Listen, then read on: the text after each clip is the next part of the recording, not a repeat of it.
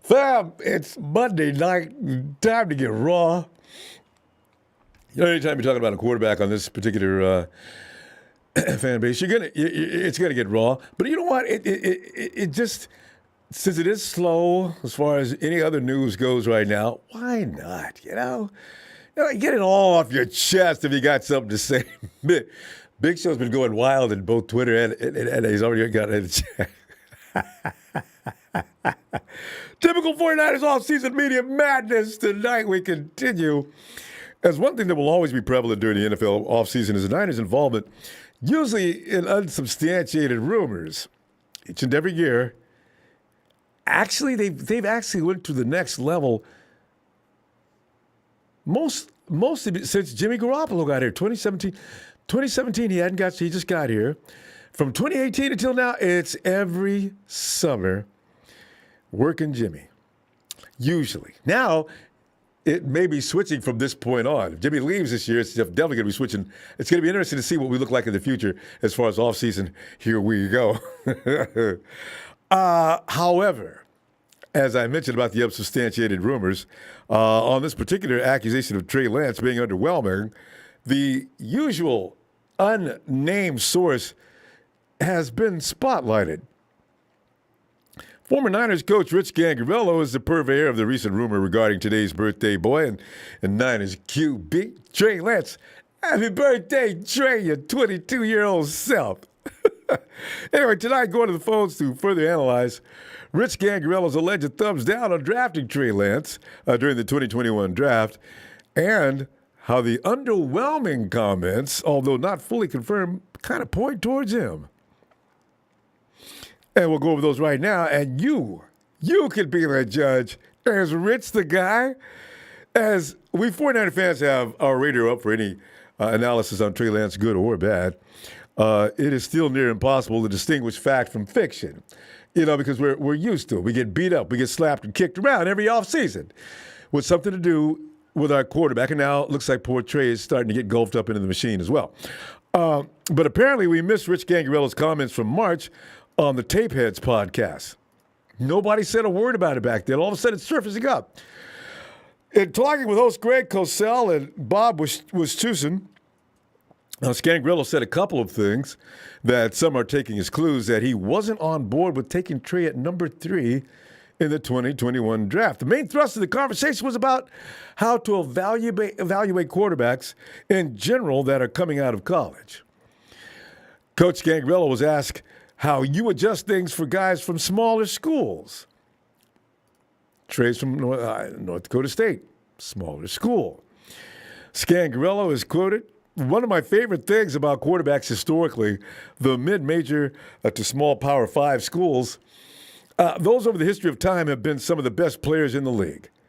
And when you can take a quarterback who's a multi-year starter at a mid-major, for example, and he can take them a level that they've never seen. Let's say they're an average program, and then all of a sudden for 2 years, they're winning conference titles or competing for it. That tells me that quarterback has the ability to raise the level of everyone around him." Stay with me, it gets better. For Josh Allen at Wyoming, the 2 years he was there, they won more games than probably ever in the history of the program. They had never had an 8-win season. I think they'd had 1 or 2 in the whole history of the program. And that tells you the guy is a winner and he has the ability to elevate the people around him. Those things are important to me, unquote.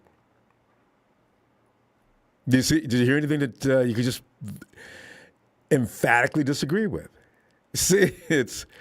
let's go on and see what else he said. It's impossible for you to say that it's a dig at Trey Lance, but only if you want to. I mean, haters look for anything they can to go off on about whatever it is, as long as they get a smidgen of anything to move toward the direction they're thinking. You look at Jimmy Garoppolo down through the years. In some minds, Jimmy Garoppolo's one of the worst quarterback of all times. Yet his record says absolutely the other thing. So that's just the way it works. If you're a quarterback, you're going to get shot at. Whether you're waving a white flag or not, it just doesn't matter. You're going to get beat up. Now, historically, Scangarello is right. The majority of the league's best players have been from the big schools because those are the places that typically get the best recruits. That's just all there is to that. Nothing special, no mystery. That's just the way it goes. But kids want to go to the big schools. In terms of, especially football players, if you're good, you think you have a future. So in terms of talking about someone elevating smaller school, there wasn't really any higher North Dakota State could go. They beat everybody up in the conference. The Bison crushed people every year, and that's continued. That did continue under Lance during his time. He went undefeated in his only full year as a starter, didn't throw in an INT the entire season, won the championship, and was named the MVP in that game. Sounded like he just kind of steamrolled through the competition, didn't it? Scangarello also talked about the traits that are, in the eyes, non-negotiable. In his eyes, starting as a rookie in the NFL, you have to have started multiple years in college. Scangarello is further quoted, if you have any aspirations of playing a guy year one, he better have been a multi-year starter in college. To me, the experience is taking the snaps and what you do when you're in charge and banking those reps are so important. You come out, you're a one-year guy, it's very difficult for you to just jump in and play in the league. You just haven't played enough football to hone your craft. So I'm always looking for guys who have a lot of starts. Do they take care of the football in those moments when it could go sideways, or do they create positive plays? Question mark. Do they make smart decisions in critical situations? Question mark. How do they play in 2-minute situations? Question mark. See, these are places that Scangarello's pointing at that Trey hasn't been, right? There are guys I've evaluated in recent drafts where they're on such good teams at Ohio State or these other schools where maybe they don't even have a 2-minute situation that really matters in their entire season or career. Give me a guy who has played a lot of one-score games and found a way to win and show me in those situations how he is under stress or duress. In college football, you forget you don't get to talk to the guy in the helmet, so in 2 minutes when he's out, he's out on his own. In the NFL, us as coaches, we're babying these guys through a lot of stuff. Hey, do this, hey, do that. You can talk to a guy. They've got to be a coach for you out there on the college football field. So in those moments where they can't look to the sideline and have an answer, how do they handle it? When you're looking at the entire picture and make a decision, that will decide a franchise's course. Their history, where they're headed, a GM, a head coach, everyone that's weighing on what will be the outcome on this pick, you have to unturn every stone. Those things are very important. Unquote. Scangarello is what Scangarello's saying here is just a policy that he has devised and he follows that. Doesn't mean it fails, it doesn't mean that it's just infallible. I mean, it's just what Rich believes in, and that's what he's going by. Coach Scangarello's statements can be easily be seen as fact when you just listen to what he's saying. More than anything else, Lance didn't have any meaningful 2-minute drills in college because of the dominance of the team on which he played. Question mark, true. Would you have liked to have seen those things on film for Lance? Question mark, of course. When evaluating a quarterback, you want as much information as possible. True. I mean, every quarterback that gets pulled in, that's all they do is they comb through them. But life doesn't always work out that way. So, this isn't Billy B ball. You got to go on your gut. You can crunch the numbers all you want, but you still got to go out there as a professional, especially as a scout, look at the product, make an evaluation, make a judgment call. That's the way it works. That's why you as a scout, you get paid the big bucks. Not the computer. The computer's going to do what it does. It's programmed to do what it does, and that's all it's ever going to do. It can't think. It can't feel. Does any of this mean Scangarello didn't want Lance to be the pick 2 of the draft? The pick 2 drafts ago, 2 drafts back. If you go by what he says as his own personal requirements, yeah, you got to think maybe. You do. Unless Coach Scangarello comes right out and tells us so, we'll never really know. He's not admitted to that yet. Ultimately, it really doesn't matter anyway. It doesn't matter if Rich Scangarello didn't want Trey Lance because Trey was the pick. He's on the team now. Rich, of course, is not. He's now Kentucky's he's Kentucky's OC and has been replaced with Brian Griese, which some may find questionable. Griese's never coached before. And it appears at this hour Trey is going to be the starter next year. And that's probably maybe pretty much the case. He's probably going to start. That's entirely possible. But remember, when a guy is drafted, there usually isn't universal agreement with an organization that he was the right pick. Look what happened this year or that year. There was all kinds of names. You had a crowd that had, of course, Justin Fields. You had the Mac Jones people. They were plentiful. And, of course, you did have the Trey Lance guys and people. So do you think everyone in Buffalo was thrilled when they took Josh Allen a few years ago? Probably not. Or Lamar Jackson, for that matter, even as low as the first round as he was. Or even Peyton Manning back in 1998. These guys all came in looking a little wobbly, a little bit like a deer just born. The legs are like. But then they got up and they started walking. And then they started to run, going high up in the air on every stride. So you got to look out for that stuff. You know, that's why I'm saying sometimes you got to put the numbers crunch away and shut the computer down and think about it. You know, tonight the question is, after hearing Scangarello's formula towards minimizing risk for drafting quarterbacks, where do you stand on this matter? Are you comfortable? And try to slide away from bias and really think it through, or stay with bias and make that argument. I just want to know. We want to know. Is Scangarello on point here? Is it good that he's out in Kentucky? Rich, it's your Kentucky self. And next year's gonna be saying they're gonna talk about quarterbacks. We do this in San Francisco. It's Joe Montana and Steve Young's fault. We're never gonna ever leave a quarterback alone. He can win all he wants to. If we have anything to talk about in this offseason, it's going to be him. Yo, Dre, get in here.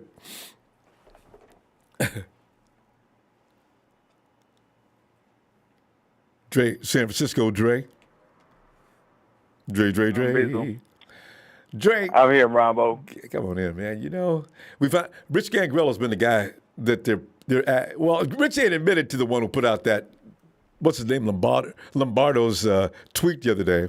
But, you know, evidence shows that Rich could be the guy who started that. Right. I think he's just bitter because he lost his job, me personally.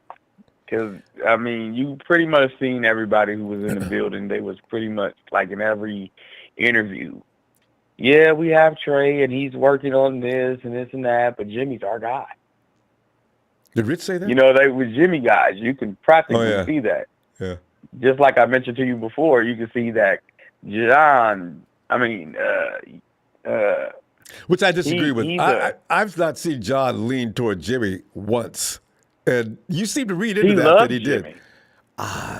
He loves Jimmy. He said it. He said that he kept. Well, him and Kyle do.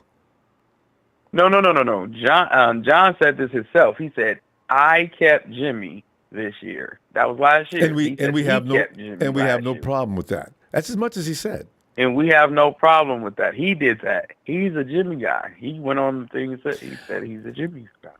He loves. But you say the same thing about Kyle then. Then last year, when Jimmy was all busted up, why didn't Kyle take that first opportunity and make him sit down? I really think you're reading too much into that comment. Maybe he was sticking it to John.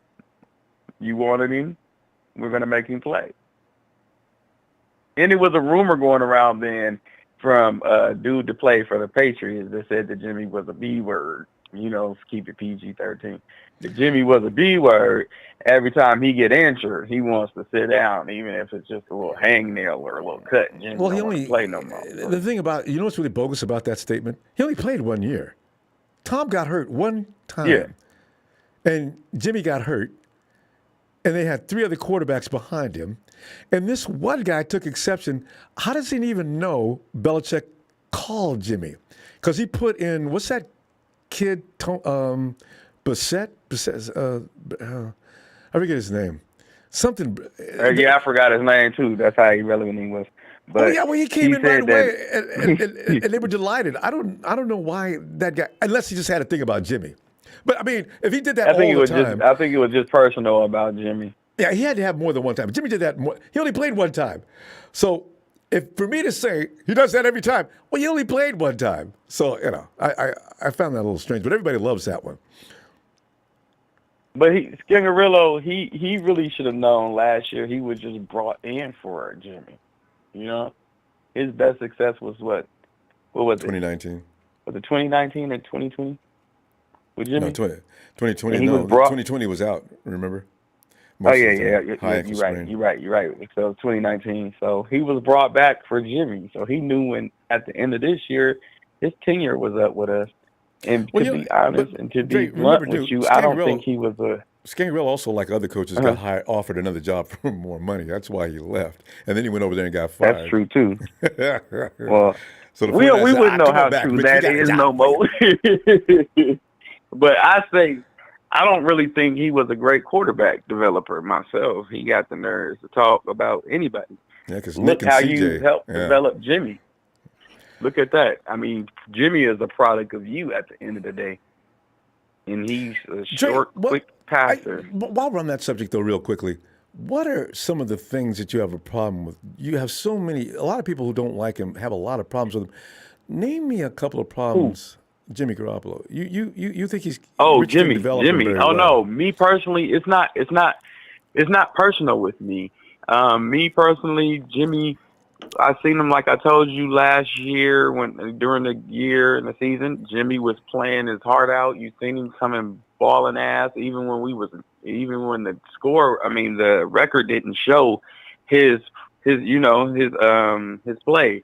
He played well. The receivers was just trash, and the team was trash at the time. Jimmy played. You seen him on the field. He gave it his all. But what I was alluding toward is you said Scangarello didn't really do a good job with Jimmy. So he didn't. He ain't throw. That's what I meant. This man, he looked like a deer in headlights. He just hikes, and then once that first read ain't there, it's just all hell breaks loose. Then you just like, oh, Jimmy. Sometimes he get it, sometimes he don't. But, I mean, we didn't win no championship, Ronbo. We can sit here all day and do the moral victory lap dances, but at the end of the season, we didn't win no ring. Does Aaron Rodgers have moral victories at the end of every year? He's always touted the Green Bay Packers fans do. They do. They really do. But us as the faithful, we don't. So you've seen it. If we get there, we don't have moral victories. That's not something we can accept unless we win. And if we don't win, the quarterback is directly responsible?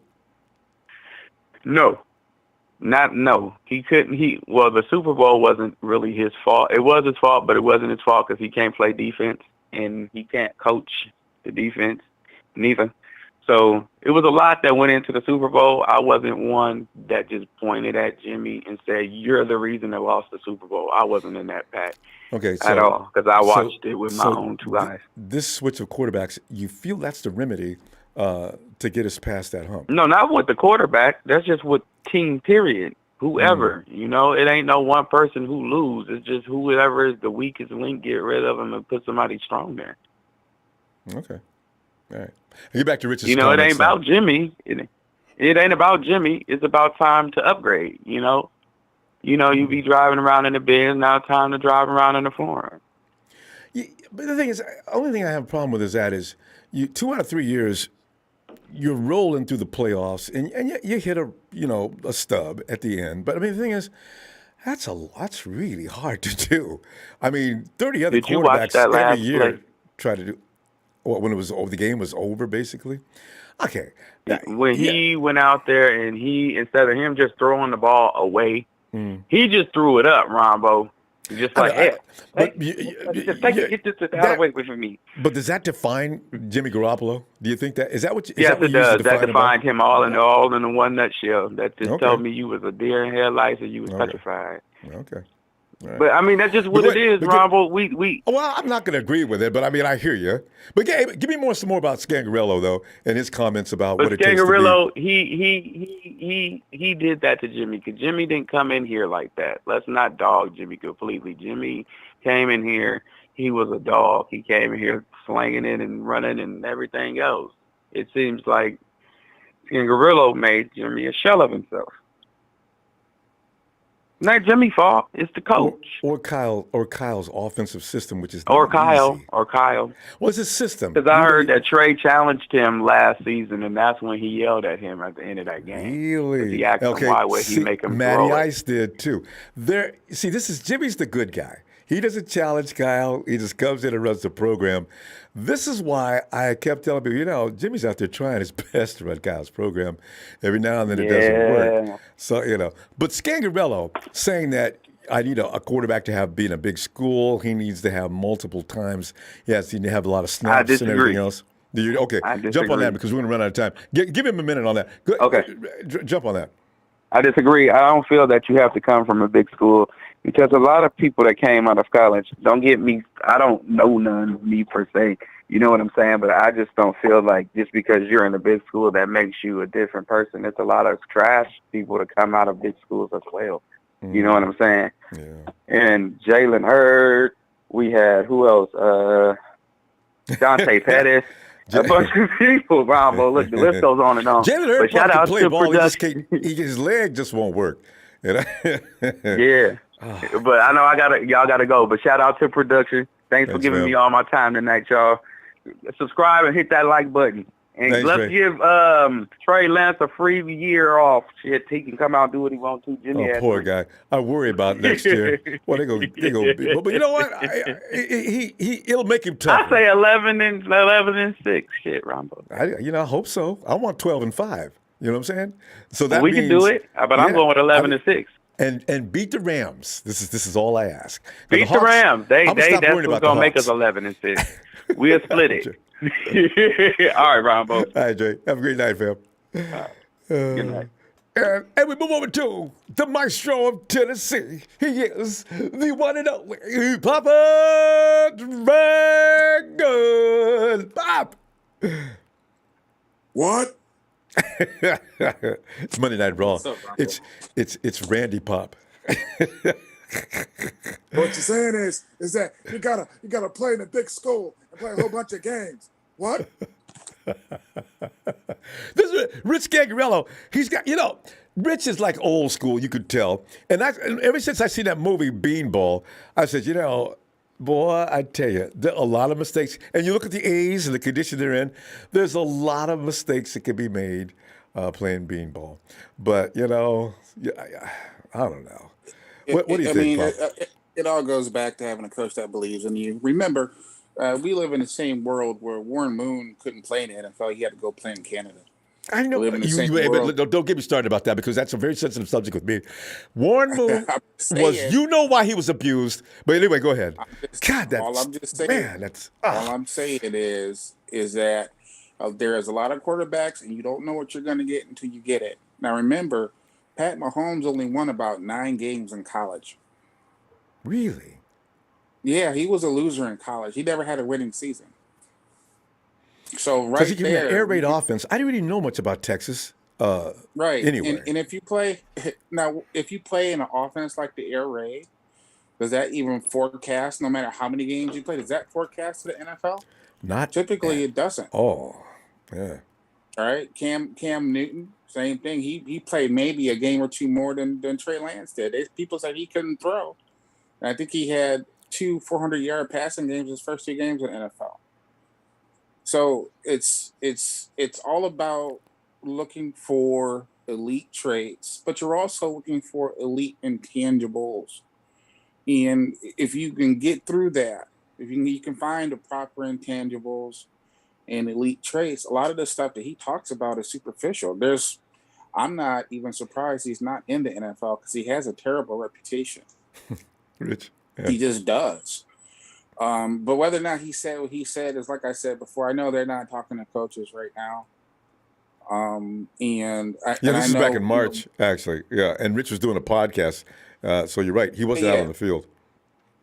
Yeah, but then Rich was with him the year before. I guess he was going by that. But Rich, he's grown since then, though. And even if he is the quarterback coach, you're not working with the 2 and the 3. You're supposed to be working with the 1. Who's ever starting that week, his job is to work as part of the preparation. Now, usually the quarterback coach is also the passing game coordinator. Right. So being the fact that I didn't see any improvement in Jimmy G's play, I saw a slow degradation. I think that puts his quality of work in question. Pop, the thing is, Rich was there last year. You had 2 guys at near 1,000 yards receiving. When you say you didn't see any improvement, I don't understand. Specify exactly what you mean by that. I'll explain it to you. Garoppolo, the last couple of years, has had the lowest number of passing yards in the air, which means that a lot of his production comes from yak yardage. Okay, so he's throwing over the middle, and he's throwing the ball short. He's throwing screens and stuff like that, which he does very, very well. But he's not throwing outside the numbers, a la Alex Smith, and he's not throwing deep. And he doesn't throw the ball away. So, and also, Pop, I'm going to finish this off, though. Okay. Now, the biggest component with quarterback is turnovers. And people don't realize that when it comes to turnovers, Jimmy G is almost 1-to-1. He's very close to 1-to-1 turnovers. In a passing for every league. pass, a turnover? He is very close to that. I'm serious. I don't have the numbers in front of me, but they are abysmal. And what I mean by that, you're talking fumbles, you're talking picks, and things like that. And it could be worse because a lot of times these picks are getting dropped. So I'm not saying that Jimmy G is a terrible quarterback. What I am saying is I'm gonna look up that stat though. I find that look mind-boggling. He is almost 1-to-1 when it comes to turnovers to touchdown. He went 4 weeks and didn't even have a Pop. He went 4 weeks without even having a turnover. Yeah, and he's also one of the passing leaders as far as least amount of yards in the year. I think he averages around 4 yards, and the person that's above him is Mac Jones. So you have 2 particular. That makes sense. But I just want to before we run out of time, I just want to get this in. Pop, does it have anything to do with the offensive style? That's why I've said when Jimmy goes to his next team and it's not all run offense and they put the ball in his hands, I think I'd see more passes go in different places. I got a guy like Debo. I got to get the ball in his hands, right? I got a guy like George Kittle. I want to get the ball in his hands. I don't have time to have these guys running downfield. This is my offensive design. I think sometimes people confuse that with Jimmy G's capability. Yes and no. When you look at the All-22, you see Jimmy G routinely turning down intermediate pass opportunities as opposed to the short pass. With Ayuk running decoy.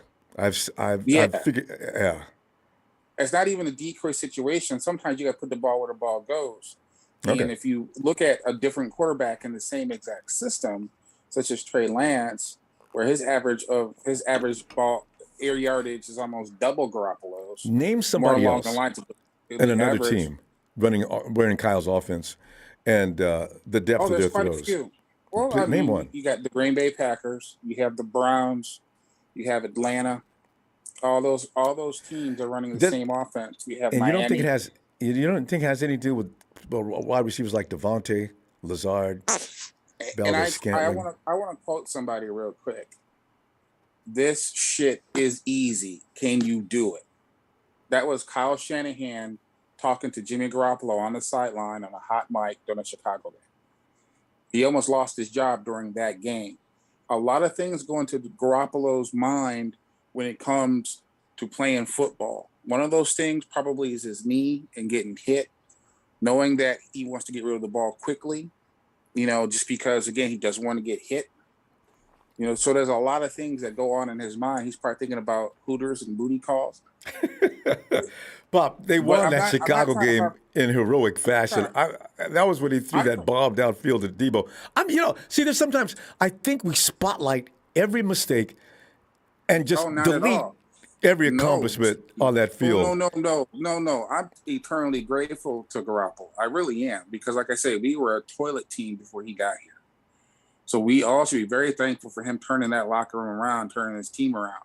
But the reality is that what the stats say is what the stats say. Yeah, because I'm going to check out that one-for-one blunder. But Pop, I find that a little far-fetched. Well, I'll be back. No, don't find it far-fetched. But what I am saying that it's very his number of turnovers to his overall touchdowns are pretty. Oh, well, pretty touchdowns, close. that's another story. I thought you meant every shot he throws is a No. blunder. Touchdowns to turnovers are too close Okay. together. So when I say they're almost 1-to-1, I could be mistaken, because again, I'm talking right now. Yeah. But I know it's very low. Yeah. And Right. it's not too. It's not even. I'm telling you, it's closer. It's not 2-1. Right. It's like Right. lower than 2-1. Well, So with it's like touchdowns, yeah, heading towards 1-to-1. I'll grant it, and I bet you Matt Stafford's near that shot too, because Matt Stafford throws far more INTs than Jimmy, but he throws far more passes as well. Oh, let me defend that for a second, because I predicted they won. I predicted they were going to win a Super Bowl last year with Matt Stafford, because Matt Stafford He's only been with them 1 year. He may throw 4 interceptions in a game. He may do that, but he'll also turn around and throw 5 touchdowns in a quarter. And see, Remember, again, Matt volume Stafford of owns- passes. All right, He that's what I'm owns saying. 2 records. Hang on, they don't he run the owns ball. 2 records. I He owns agree. 2 records. He owns 2 records. He is number 1 and number 2 for quarterback to receiving yardage in NFL history with Megatron and Cooper Kupp. Well, yeah, look who he's had. The I'm thing just is, telling you. I'm just saying though, telling you, he's a real throwing deal. the ball. He's one of those 30 and 40 shots a game guys, right? Or what's I say, 40 and 50 shots a game. This is where. What's the highest amount of shots Jimmy's had in the game? You know how much of a rhythm a quarterback can get into throwing the ball like that, him and Brady? That's why I say You're not wrong. But the reality is that Tom Brady, for some reason, he's always clutch and consistent. And players like Troy Aikman, who averaged around 20 touchdowns a season, would get into the playoffs, and then they're throwing 4 or 5 touchdowns. Because, again, the playoffs is a different season, a different game. And when quarterbacks are called upon to win the game, your Hall of Fame quarterbacks do that. Troy Aikman's in the Hall of Fame right now because of the Super Bowls he won, because he legitimately won the Super Bowls, throwing 4 and 5 touchdowns, putting the team on his back. I agree, Tommy. You know what? Regular season. I still Jimmy think Garoppolo, a victim will of his always be known system. as the player. He will always be known as the player where they took the ball out of his hands. He'll always be known for that. I bet you $1 million it wasn't by his own choice. Jimmy would have just assumed to be the guy. I'll take because that. if I'm Jimmy G, Kyle Shanahan's got the ultimate running game going.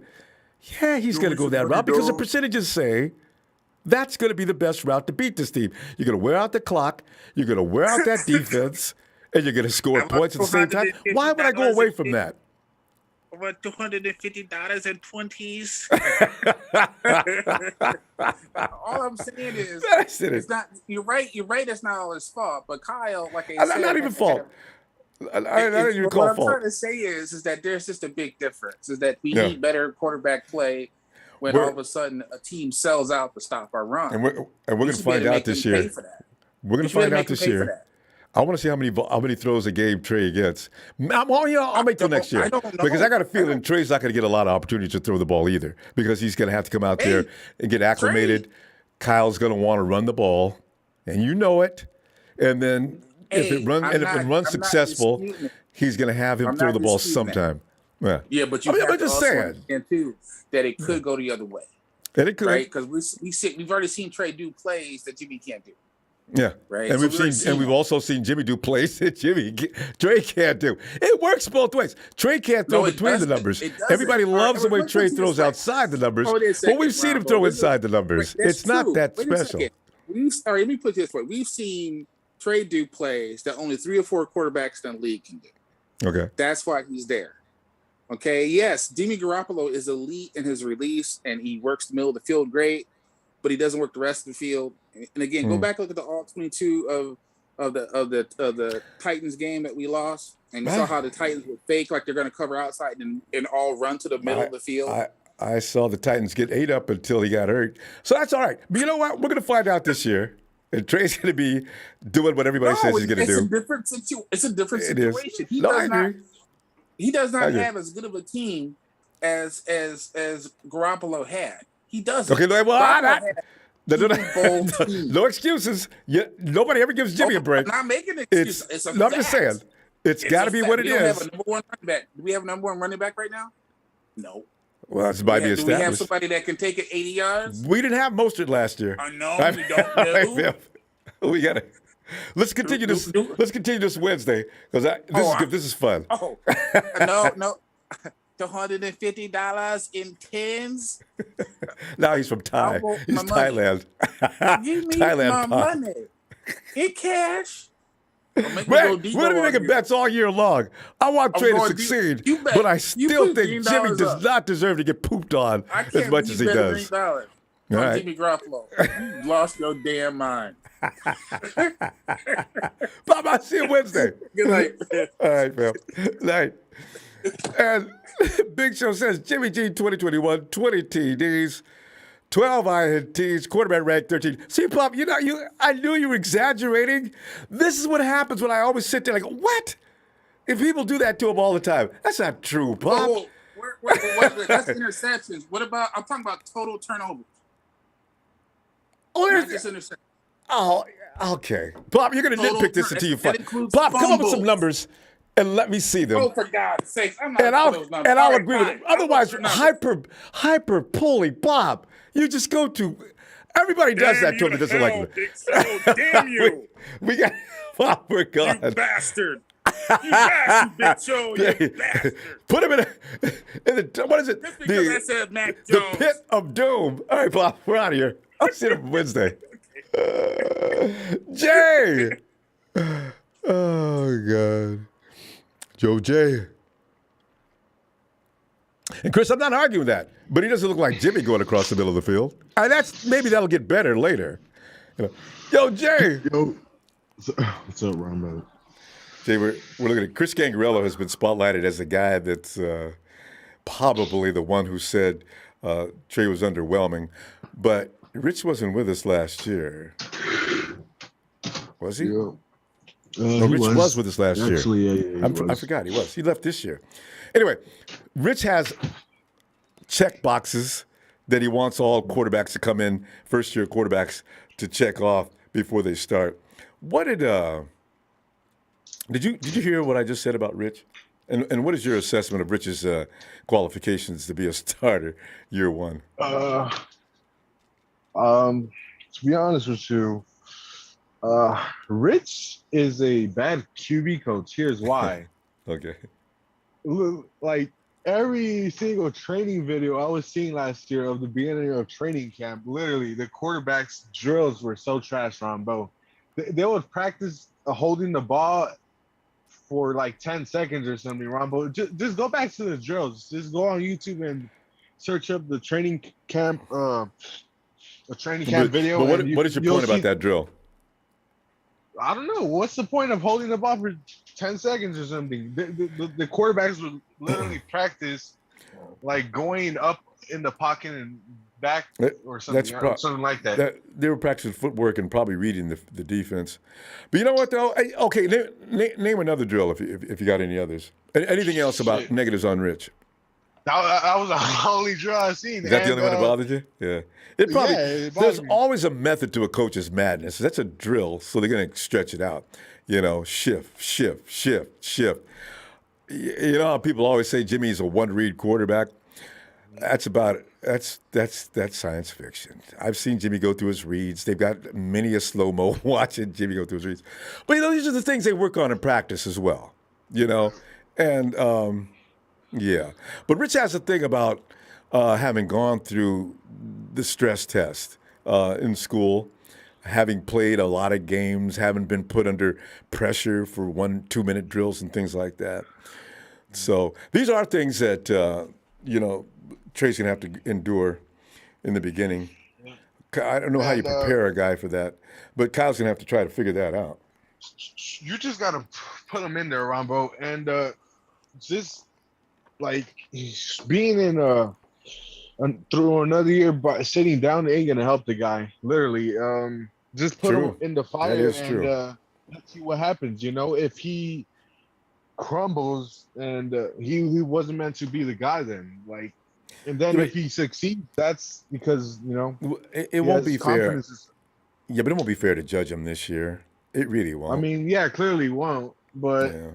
in 2023 it will, in my Yeah. opinion, Yeah. because I The, expect him to look better in 2023. the problem is you've got a bunch of hard, polished vets on that team right now. Trey's going to come in at 22 with little experience, and he's going to be expected to win. Now, this is going to put him. He's going to have a therapist, I figure, by week 6. This is I just don't know about natural. that. This is just what I'm saying. Because the thing is, you're 20, I'm 22. I'm coming in the field. I got all pro George Kittle and Juice. I got Debo Samuel over here. And I got guys, Trent Williams protecting me on the left. I got to really feel like I'm under extreme pressure. I got to keep up with these guys, And I can't be out here looking like 22, not a lot of experience. I got to make it work because these guys want their chip now. So that's why I'm saying it's going to be interesting to see how this does formulate and work out, and how Kyle works in his mind and keeps him thinking, look, don't worry, the guys are all behind you, and George's going to be in his face all the time because George loves to butter him up. So I think we're going to have a lot of support for him, but it is going to be tough for him himself. He's going to be the one. He's going to be his worst critic. I already know it. Yeah, and I feel like he's up for the challenge. To be honest with you, the guy's a competitor, and he seems like a smart guy. So he ain't just about to sit in the corner or whatever and cry about it or something. I don't know. No, I don't expect that. But, Yeah, clearly. Yeah, but about Rich also, what did he teach Jimmy, Ronbo? Jimmy never improved. To be honest with you, he has been he regressed, didn't he? But we won a lot of games while he was looking so bad. So this is why I don't follow that logic. I mean, Jimmy threw a lot of interceptions, though. Every quarter, Jimmy wasn't the worst interception quarterback in the league. I think what we do is we decide everything he does wrong defines him. Jimmy was in very many clutch moments and made some great plays, but those are forgotten quickly, and the mistakes are amplified to an extremely high level every time. And I always say, did anybody see that play? He just made a great play, but nobody's going to remember that. But if he makes a mistake, we won games. Hey, do you see the Green Bay game? I'll use that for a quick example. Jimmy Garoppolo came out in that fourth quarter, and he can't tell Juice, hey, Juice, stop, don't score yet. He can't do that. He got the ball to where it was supposed to be in a very clutch moment, and we had the lead. Yep. That's a big boy throw. We only scored 6 points in the first half, Ronbo, and that was by Trey running the ball basically. Well, how many points did Aaron Rodgers score in that game? I mean, he was behind in the fourth quarter. It's all relative. You get mad because he didn't score a lot of points in the first half. Well, a lot of teams don't score a lot of points in the first half. It's not entirely the quarterback's fault. Yeah, I agree. But Ronbo, I feel like this offense is gonna be different. To be honest with you, it's not gonna be a lot. Yeah, I mean, it's gonna be a little bit different, but yeah, that's it pretty much. Happy birthday to Trey, by the way. It's his birthday, I think, today. Well, you have a good day, Ronbo. Yeah. You too, Jay. We'll see you Wednesday. And there's Chicago Sports Talk. Michael, come on in. What is up? The tribal chief of Chicago has entered the building. Michael, I got to tell you, you know what I like about the fact that you're also dealing with a young quarterback who Justin learned a lot last year. That game I watched where they hit him so hard, his helmet was flying in one way and Justin was laying limp on whether I says, oh my God, get him an offensive line for the love of God. And then I seen Justin bounce back and he remained calm. There were some times when he made some decisions that were questionable, but he was a first-year quarterback out of a big school, like Rich Scangarello insists upon being the criterion he needs for a quarterback to succeed. So after a year, now what are you expecting from him this year? I expect him to have, of course, a breakout season. It'll probably take time. You A still, couple Mike, you still games. think he still needs more seasoning, you think? I think he needs more time with the new teammates because we revamped this offense a little bit. We got him Brian Pringle and Virus Jones Yeah. Jr. and Yeah. Aquarius St. Brown. New players that he's not familiar. The only persons that he's familiar with, like throwing the ball to, is Darnell Mooney and Cole Kmet. Other than that, he's not used to. So I think a preseason will determine whether or not he has great connections. I'll think him and the Mooney connection is gonna hit off pretty well. It started to hit off last year, but the problem was Nagy's play calling hold like every single player back. I'll give you an example. Cordell Patterson really didn't do much with us, but when he went to the Falcons, where he was Blossom. more, he was more blossom. He was like one of, I remember he led the league in like reception touchdowns. I'm like, yeah, that was another poor use of Nagy. And That happens to a lot of players that get overly defined by a system, and then they go to another system and they flourish. This happens to a lot of players, and then you get a lot of players that look great in their system, and they go in another one and they look worse because the system they were in was their system. But this wide receiver you're talking about that Justin does like, is he the best receiver you think on your on the Bears squad? yes, and I actually have his jersey. I got his jersey. So he's going to be the guy. So that's because the quarterback's going to develop his bread and butter guy. People don't understand that Jimmy Garoppolo and Deebo Samuel, that's Jimmy's guy. So when he's not running around all over the field, they're going to go to their comfort zone. I'm going to go to a receiver. You got Aaron Rodgers with Devontae. You had Tom Brady for years with what's the little guy's name? Edelman. Edelman. Tom had other guys, but every receiver has his guy, and that's the way it's going to work. So next year, you probably figure that guy's going to be the number one guy in Chicago, and he's going to probably have the most yards, and everybody else is going to have to, squirrels hustling for the rest of the nuts. But yeah. For Brian Pringle, my advice to him: stay out of trouble. Stay out of trouble. Is he an off-field guy?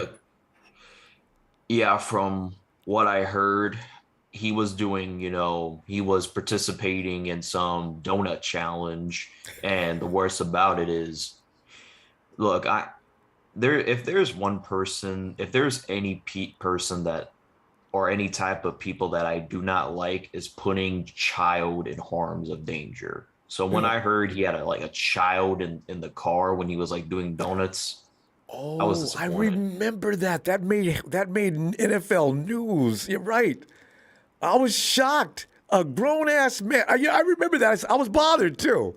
Yeah, you brought that. I remember that now. You're right. He's got to grow up. You got a child. Don't put the child in danger. The mom probably slapped the bejesus out of him when he walked in, too, God. Anyway. He is so lucky I wasn't the GM. Like, he was lucky that the GM, just said, "I'm disappointed in you." I would have just cut the dude and called it the day. Oh, I know. But the next day you probably would have cooled off and said, "Let's call him in. I want to talk to him." Damn it. He's going to make me some promises. Mike, we're going to go. I didn't realize we were talking that long. Hey, I tell you, I'll be back Wednesday looking for you. Okay? All right. And before I go, acknowledge me, Don Bird. I won't be hiding. Thanks, Michael. Have a good night.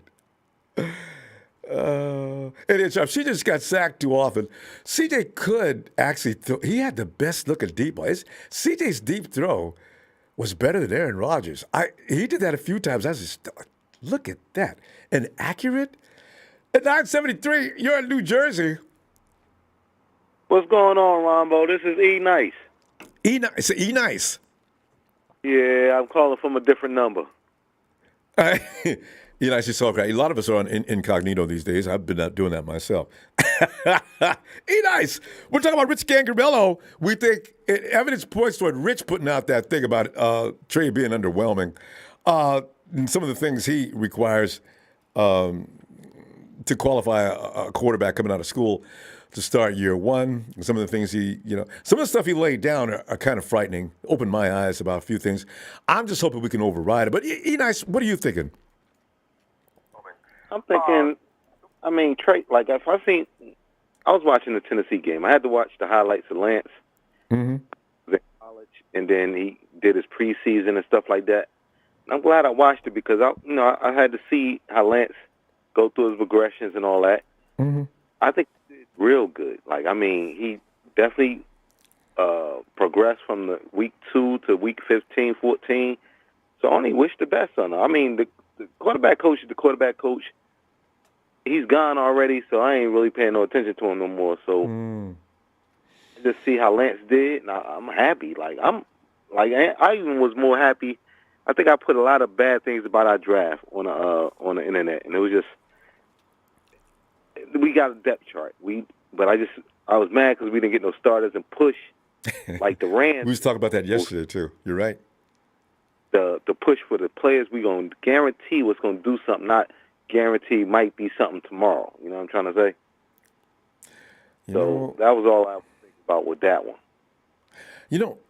I'm trying to remember a team that wasn't always shooting for the blue chip starters, but they picked solid players. You know what? I think, I think our team is starting to believe the coaching staff can make you a star. You need to show us a few solid attributes in your game, and we'll alter that. And Chris Kosuric is a shining example of a guy who can mold players of substantial quality into studs. Because what's his name was in Oakland, and I had him in my draft that year. He came out of LSU. The defensive lineman, Arden Key. Arden Key wasted 3 years of his life not doing a damn thing. Or was it 4? And then he comes to San Francisco, all of a sudden he can play. Depends on contracts when the player ready to play, too. I'm not even going to say the team. Yeah. Be like, he ain't ready to play yet. He's too young. He's still playing around. He ain't really situated into what he's doing. Got too much money. Never had that kind of money before. Now he's out having fun. He ain't focused. It's a problem. So you can't, I don't blame it on the teams or the players. It depends, like you said, it depends on a lot of things. But I want to get back. Trey Lance looked great. Mm-hmm. Great. When I looked at him, I said, why are we going to have 2 1,000-yard receivers? And I think Trey Sherman going to do better. When I see him in the preseason, I think Trey going to do way better because preseason last year he did good. I don't know what happened in the regular season. But preseason, I looked at his runs. I said, my man doing some things. So I was happy with that. Is he going to beat out Davis Price this year? Yes. You think so? Okay. Because we're going to have that bet soon. Because Davis Price has got everybody buzzing. Trey did too last year because all those things he did at Ohio State. And that game he won, basically it was him because they had stopped Justin. And Trey was the one to win that game, right? So, yeah. And he needs to do well. We picked him up in the 3rd damn round, Trey. And, yeah. And I seen my thing and beat out Elijah Mitchell. Because, I think we was talking, they put in the chat, Elijah Mitchell was our 3rd leading rusher. Mm-hmm. And you know what's so funny? Nice. There was no comparison between Elijah Mitchell and Trey Sermon last year. Head and shoulders above Trey. Elijah Mitchell was like a shock. But everybody, what round did we pick him up in? What? And yeah. But like I said, when you want it, you go get it. You know what I mean? When you want it, you go get it. That's why I said I'm not gonna blame our rookies yet. I think a wide receiver might do some good because I think he'll do the punt return, kick returns a little bit, and do that slot thing. I don't know about our defensive. I think he's a little small. I don't know, and we got a lot of. You talk about Gray? Yeah. Gray's not. Not gonna be. He may be a returner, but I think. Well, you know what? He may go back and forth between Ray and him. One of them may do punt return, one may do kick return. But Ray's going to definitely do some return because that was the number 1 dude last year in the NFL. So it's his job. I want to see him a little more. I didn't get to see his tapes because I didn't really see no highlights from him. But that's what I heard somebody say. Number 1 in the NFL. Steelers. So that's good. Oh, Odom, what's up with the safety? I didn't see we got him, and I was like, oh, he's supposed to fit in. Safety? We didn't pick up a safety in this draft. This is why everybody's crying about Davis Price in the 3rd round. Well, a lot of people are. A free agent. A free agent, or we signed him from Indianapolis. Indianapolis? Oh, he's word around circles now is that he's probably going to play a lot more snaps. And then you got people shout, dude's got better coverage skills than Kwaski. I said, oh, hell, here we come. Boy, yeah. Oh, we'll see. I hope he does. He never misses a tackle, though. That's what it gets me crazy. That's good. Now, is Tart coming back? Did we sign Tart again? No, Kwaski's available. So we just signed Verrett. Yeah. That's great. I like Verrett, too. Fam, honestly, E-Nice, you know what happened to Kwaski? As soon as he dropped that pass in the NFC CG, Kyle does not forgive. Yeah, he's a safety. That's why he played defense, because he can't catch. You know, the thing is, Carlos Hyde, also Matty B, Dante Pettis. You need to make Kyle mad once. He'll never forget. See, everybody makes mistakes, man. Like, I agree. He was get to the pass. At least you would say that. Like if he makes a tackle 5 times and then he misses a tackle once, do you get mad at him because he missed the tackle once? I would. But I'm watching Kyle's style. If you piss him off, he'll get rid of you. Quiet. He missed passes. He dropped passes. Kyle, probably. Kyle is, and he does it in such a way where it's really frightening. If I'm a player, I could tell when Kyle just blackballed me, and he's looking forward to getting rid of me. You know, God. Man, listen. I mean, in the NFL, I say, that's why I think Ayuk and him probably got at it, because I think Ayuk got that. I don't know what Ayuk said or did, but yeah, they was having a problem. Ayuk gonna be a beast next year. I watch. And I said, with 2,000-yard receivers, and Kittle gonna get like that 800, 900. It's gonna be an offense where it's gonna be shining. We need that. And because the defense is definitely gonna be stud tough. Because like John Lynch, his philosophy is, I'm gonna hit him with that defensive line so hard they're gonna beg me to have some offense. we get defensive linemen every year. We got a defensive line this year. Oh man, I can't wait to see that pass rush. Oh, but anyway, I'm worried about each and every team injuries. I think we are gonna keep Jimmy to like week 2 or 3, and I think somebody gonna get hurt and maybe pick him. It's so hard to trade somebody who everybody knows you don't want. You know what I'm trying to say? They have to pick up that salary though. That's going to be the problem. I think that may be the problem now, actually. So we'll see. Yeah. All right, E-Nice, we got to tell you what, we're out of time. Let me see you Wednesday, if you got some time. Good to hear from you. Good one, Ronbo. Listen, this is the number. I'll call you again. We got it recorded right now. All right, Bim. Niners. Night, Bim. And there he is. Bring in the fly guy. Ronbo. Fly guy. Well, Fly guy, it's like Rich Scangarello went down a list that I would see you making before you decide to draft a quarterback. And that means Rich Scangarello was definitely looking at Mac Jones, Justin Fields, and he couldn't look at Zach Wilson or anybody else. But the thing is, but what are you thinking? Rich Scangarello and his requirements. That year, Kyle wanted Mac Jones, and I was looking at the Mac Jones highlights and stuff. I'm like, wow, this guy looked pretty good. And everybody on Ronbo show was like, Mac Jones, he looked glory. I'm like, the guy looked pretty good to me. They said he looked like And then somebody talked Kyle out of getting Mac Jones to get Trey Lance. And I was like, Trey Lance? I didn't even know who Trey Lance was. I mean, I seen the top QBs. I seen, but I didn't really look into him. I'm like, why he didn't get Mac Jones? That was a good pick. And look at what happened now. Mac Jones made the Pro Bowl. But Fly Guy, I can't, that has nothing to say about that. But the thing is, Fly Guy, he had premier wide receivers at Alabama. He had Devontae. He had some badass receivers. And Bama's receivers could not be stopped. You couldn't stop all of them. And you know what? You got to give Jones credit, though, because he always knew which one was going to be the easy money. After the defense was stretched out and screwed around and beat up, Mac was the right guy. It was good. He made good calls. But he came in NFL and made the Pro Bowl on his first year. Well, he was an alternate because somebody else. But I mean, he still got put in. Yeah. Yeah. So you got to give him. I think if Kai had Mac Jones, he would have started him that same year instead of Jimmy G. That's what I think. Because you got a good possibility because Mac Jones is not raw. Trey was considered raw, having 1 year of college ball, and a Division V. Yeah, maybe. Because he beat out Cam Newton.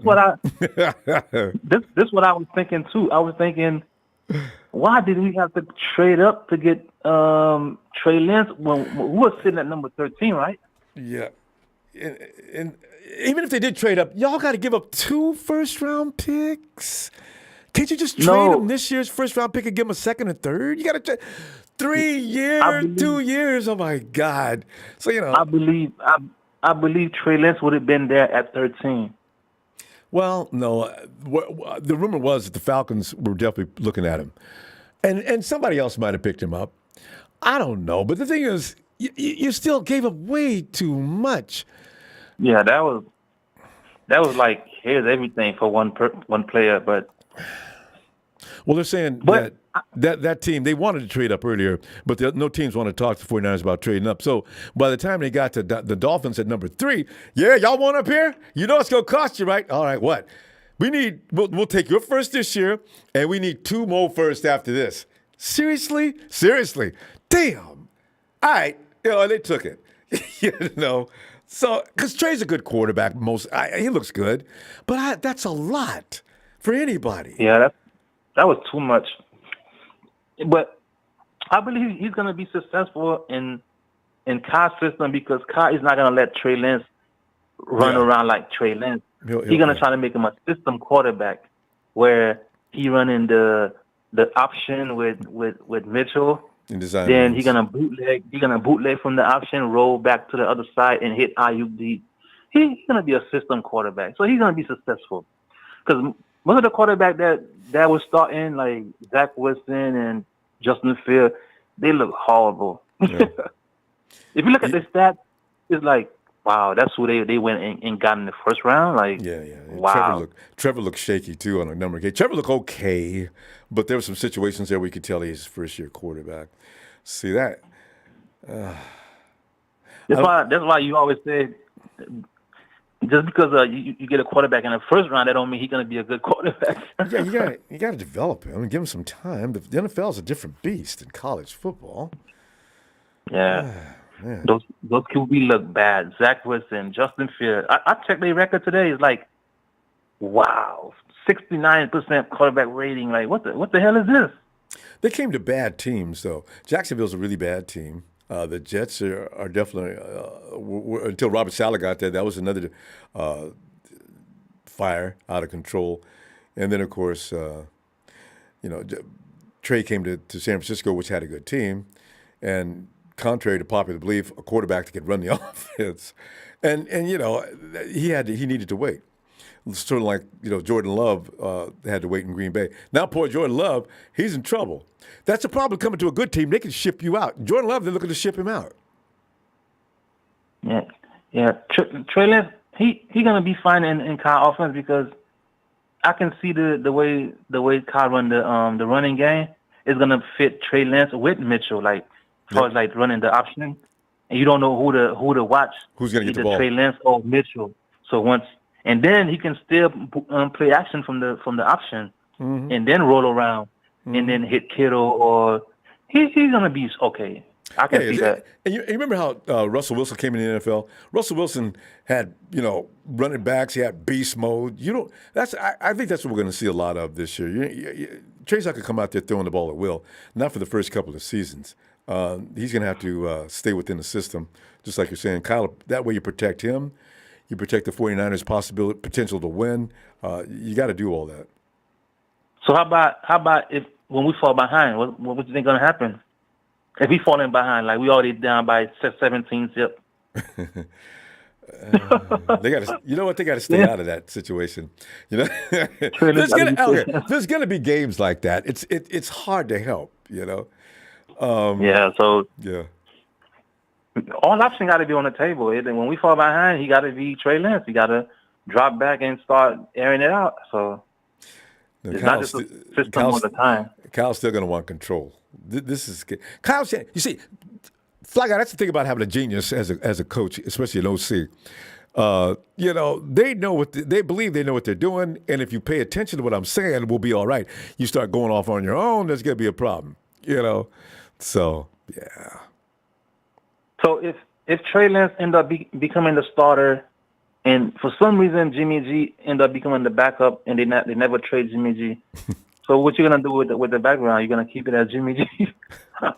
That is a problem, isn't it? Because I got all the respect in the world for Jimmy G. Like I said, we weren't winning no ball games before Jimmy G came. The last 2 out of 3 years, we've been to the NFC Championship game, and one time we got into the Super Bowl. I love this guy. I always will. I'll never, ever join the disrespect crowd of Jimmy G. So, and for that reason, it will be ceremonious when he leaves. That comes down. As long as he's in San Francisco. Not leave. I didn't say leave. I said if Jimmy G become the backup to Trey Lance. No, would you change the background? He stays up because if Jimmy G is that nice of a guy to stay on this team, even though he's the backup, he's still my dude even more so. I love Jimmy. I really do. Everything about him. Ronbo don't play by Jimmy. We'll see what happens. Yeah, Jimmy. I hope he gets to another team though, and one that lets the quarterback be the quarterback, not all run. Because this league's about passing these days. Let Jimmy pass. We'll see. Yeah. All right. Anyway, Fly Guy, I see you Wednesday. All right. Okay. All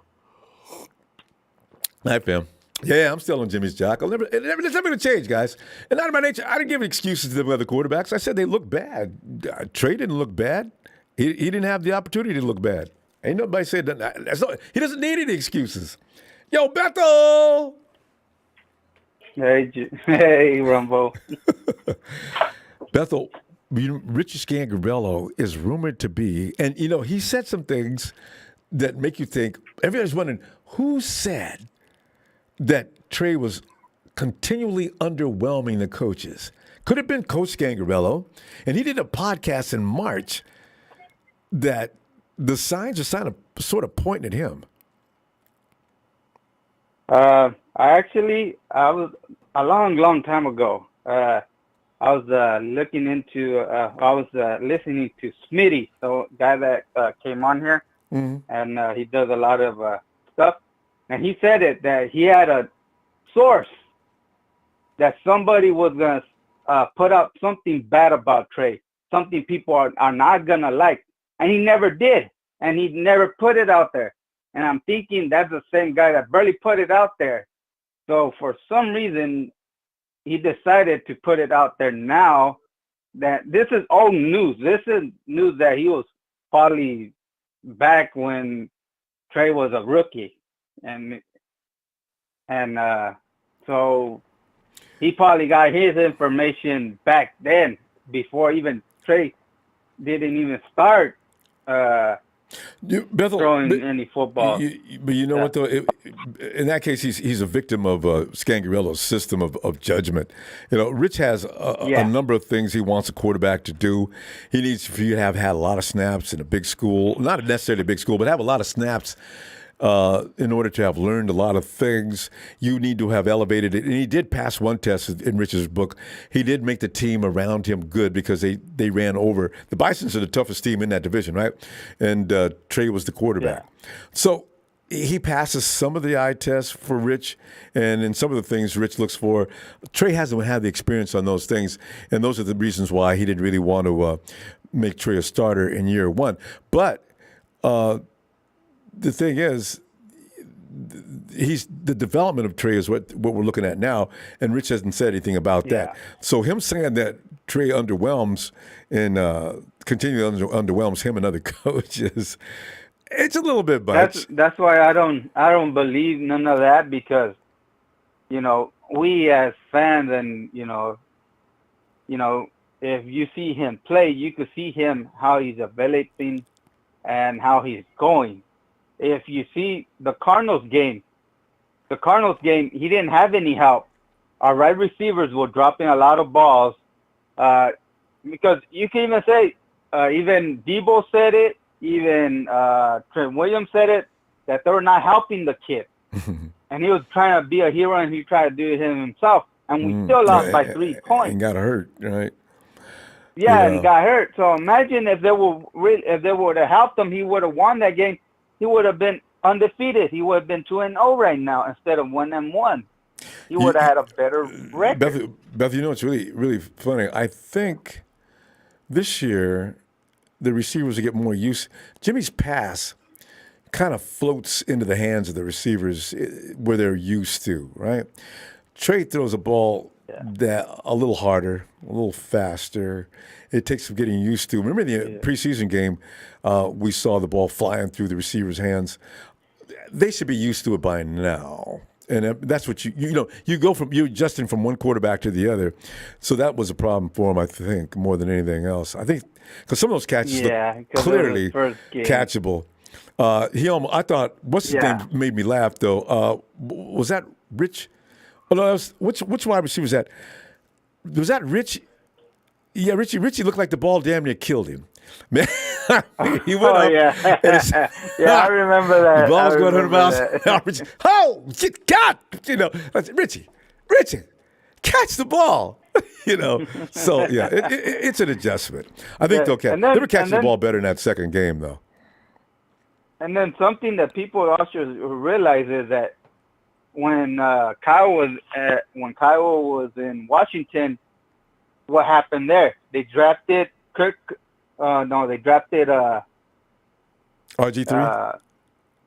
RG3, and then they drafted Kirk Cousins, 2 different players. What happened and what's happening now? They drafted Trey Lance, a running player, and they drafted somebody different than Trey Lance, but with a little bit more mobility. Purdy? So, hey, you think Purdy has more mobility than Lance? I got to see this guy Purdy again. No, I'm just saying he has a little bit of mobility, because you can see on some of his tapes, he runs when he has to. Are you talking about Lance or Purdy?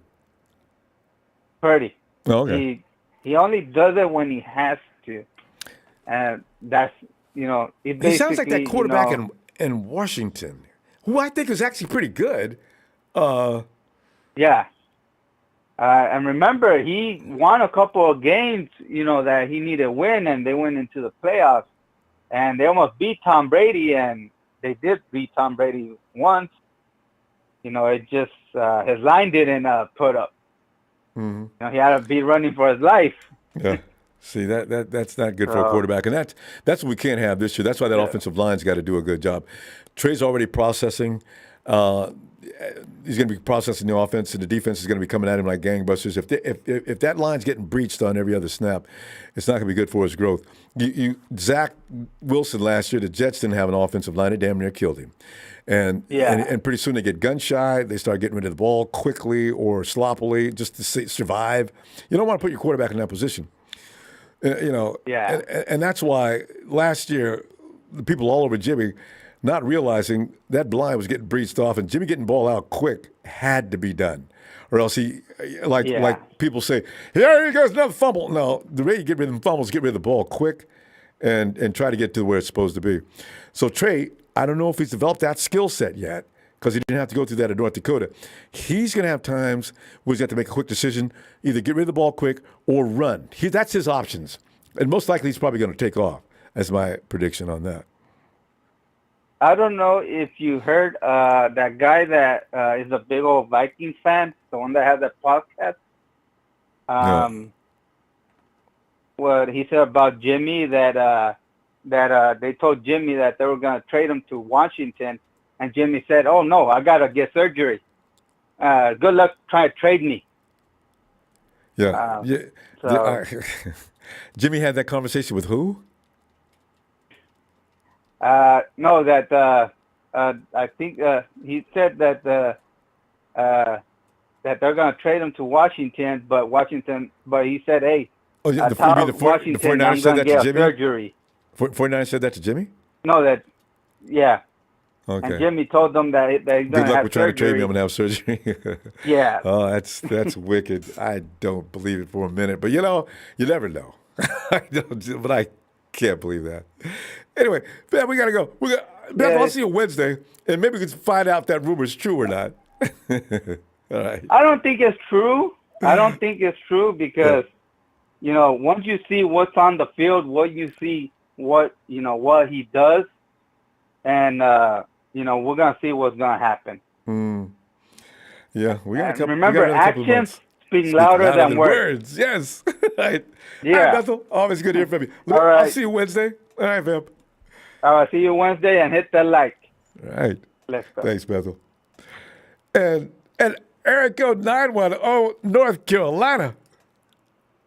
Hey, what's going on, Rondo? First time, long time. How you doing, brother? I'm doing great. What is your name?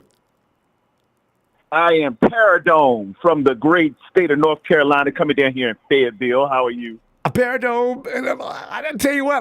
I'm feeling great. I'm sensing you're feeling fine too. Yeah, man. Yeah. I just wanted to first shout you out, man. A lot have come after you, Rondo, but I remember you getting down way back in the day, and you've been doing it superior, young brother. And you've been doing it real bad, and everybody knows Rondo. If you associated with the San Francisco 49ers, give me the big Rondo shout. Give me the big 49er shout. One I'd love time. to. Can I get it from you? Let me do it right now. Niners!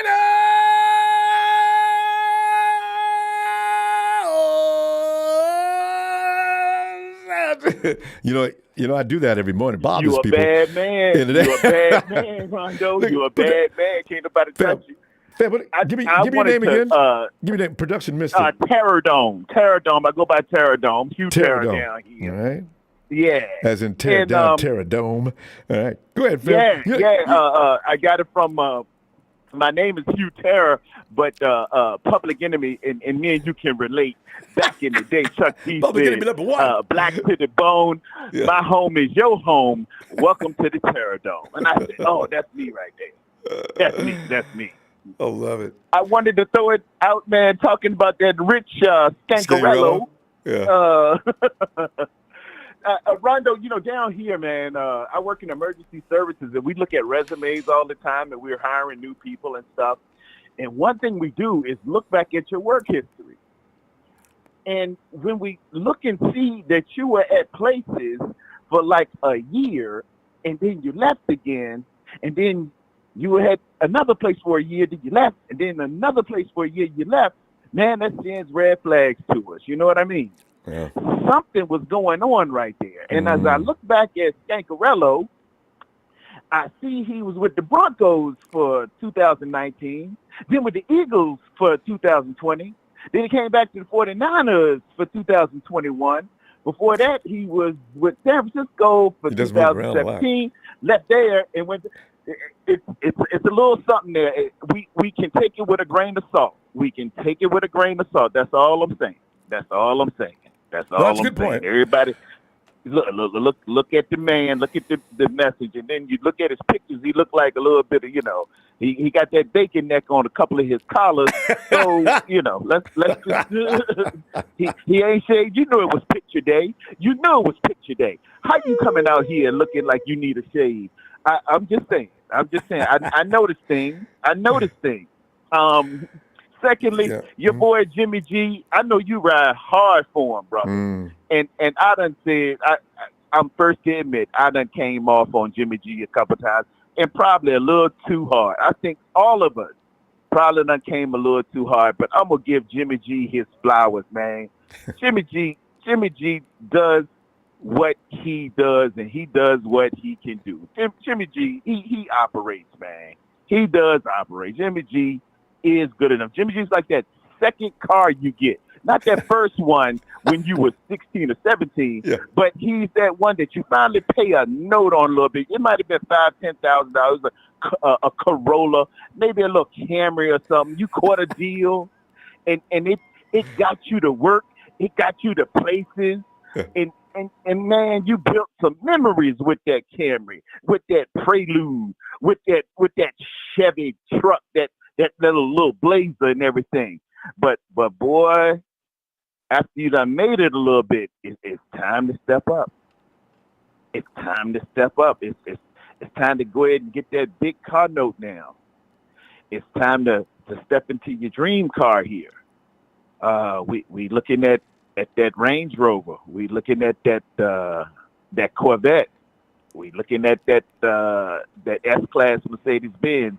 You know what I mean? Yeah. And if we gonna pull up in places that we want to pull up, if we want to go to levels we need to go to, we're going to have to go ahead and I'm sorry, we're going to have to go ahead and get that second car away. It might be to our daughter, might be to somebody going off to college. Don't give it to your daughter. It might be a trade-in. But, hey, but it's time. It has served us well. It has been so good. Thank you. You took me as far as I can go, but it's time to go to new levels. It's just time to go to new levels. That's all I'm saying. The only thing I say is about that is this. You know, a lot of quarterbacks have been, as far as Jimmy, and had equals. So you look at a Hall of Famer in Buffalo. They changed the area code in Buffalo to 044. You know, the quarterback is not the only thing that's going to determine. He is the major thing, but he's not the only thing that's going to win that Super Bowl for you. It's got to be a group effort, and especially in the closing minutes. You got a 10-point lead going into the fourth quarter. Now, the quarterback can do some things, but at that point, with a few minutes to go, 10-point lead, you're actually supposed to be in position as an elite team to make that happen. Teams win by 3 points, 7 points, but you had a 10-point lead in this NFC CG championship game. You had a 10-point lead in the Super Bowl. So I don't know if Jimmy G's a second-class citizen in my way of thinking as much as he is a victim of circumstances. He got us there, and we needed to deliver. So I'm not. This is why when all the blame is placed on him and get him out of here and get another guy in here, hopefully the another guy we get in here can get to that same point, which was not easy to get to. And then when he does get there, if he can get there, hope he does show us that he is that Maserati that we dream about. Hey, there you go. I didn't even know about that Maserati. See, Ronbo got big plans, y'all. It's Ronbo with Maserati out. It's Ronbo with a B. Ronbo. Ronbo. I'm sorry, Ronbo. No, that's okay. I just want to make sure you know. But anyway, that's what I'm thinking. You know, so because you look at Aaron Rodgers for 11 years. Aaron Rodgers has been coming back and forth to the playoffs, and he just can't get back to that Super Bowl. So there's more to it than just replacing the quarterback, and I'm hoping this works for us because our offense ran well with Jimmy G, regardless as to whether he was throwing the ball or not. Or the thing is, the rest of the team seemed to follow his leadership and do the things they needed to do. So I'm just hoping that Trey at 22 can provide that kind of mindset within the guys around him. They're all older than he is, and getting that whole command respect. It's speculation at this point. And Malcolm X once said, history is greatest rewarder of our research. All I can do is look at what has happened and what has transpired to further look at and predict what may happen. And I can't truly say it was Jimmy G's fault that we lost that Super Bowl because I was down there in Miami, Ronbo. I was right down there in Miami. And when you up with a 6.4 rushing average and you need to keep one of the most dangerous players, 2 or 3 of the most dangerous players off the field, you need to be running that ball. You need to be running that ball. So I'm not looking at Jimmy G. I'm looking at the power behind the throne. Who was calling those plays to go 3 and out? I'm saying give that ball to Debo, Kyle. Just drop it over the line of scrimmage. Give it to Debo. Debo was wearing them out. He was watching. Debo was wearing the Chiefs had no answer for him. Oh. He was killing them. People were texting me as I was watching the game. Bro, you got it. All you got to do is, man, they can't stop your run. I said, I don't. No, y'all janking me. You're janking me. Let's just keep it on. Because if we look back again, history is greatest reward of our research. Somebody was up 25-3 to those New England Patriots a couple of years ago as an offensive coordinator. Watch out, man. Am I preaching? No, you're telling the truth. And it's haunting me because, NFCCG, same thing. You got the lead. Can we find a way to hold it? I got a crippled offensive lineman. I got a quarterback that's probably feeling all kind of pain. But you still got that 10-point lead. Just let's focus on winning this game. Do what you got to do. We didn't. Lost. Hey, somebody got to step up here. Somebody got to step up here. And then I haven't seen the true development of a quarterback from Kyle. They can't develop a Polaroid picture. To me, Ronbo, the Polaroid picture was the easiest one to develop. You just had to shake it. But they want a ready-made product. Yeah, but Matty Ice was ready-made. See, another loss. Another bizarre loss. So I ain't gonna dog your boy tonight. I ain't gonna get into it. I'm gonna give him his flowers, man. Thanks for Jimmy G, but if we gonna take it to the next level, and not saying that Trey's just gonna come in there and overwhelm you, because Jimmy G's been in the league 8 years. He served under the GOAT, and everybody can debate all they want to, but you can box against God, but your arms is too short. Them is 7. Is 7 world championships that Tom Brady is holding. I'm a Joe Montana man from Western Pennsylvania. I love him, but I tell you what, that dude that came up a 49ers fan, born in August, I think it was around 1973, 74. The GOAT been getting down out there, averaging a Super Bowl every other year of his career. Man, can't nobody cut him up like Tom Brady. I know, and he's going to continue. Darren, I can listen to you all night. You're just too much fun, but we got to go. All right, my brother. I'll be back Wednesday if you got some time. Okay, I'll check you out, Ronbo. Niners, baby, all Thanks, day, fam. every day. Darren, have a great night, fam. Night. You do the same. You gotta love that inspiration. That man is just flowing with enthusiasm, ain't he? Well, yeah, Ron. Oh. Night, fam. Is that me? No. Who's on the phone? What is it? No, fam. We're going to see you Wednesday, okay? That you, Terradome? Oh, no. No.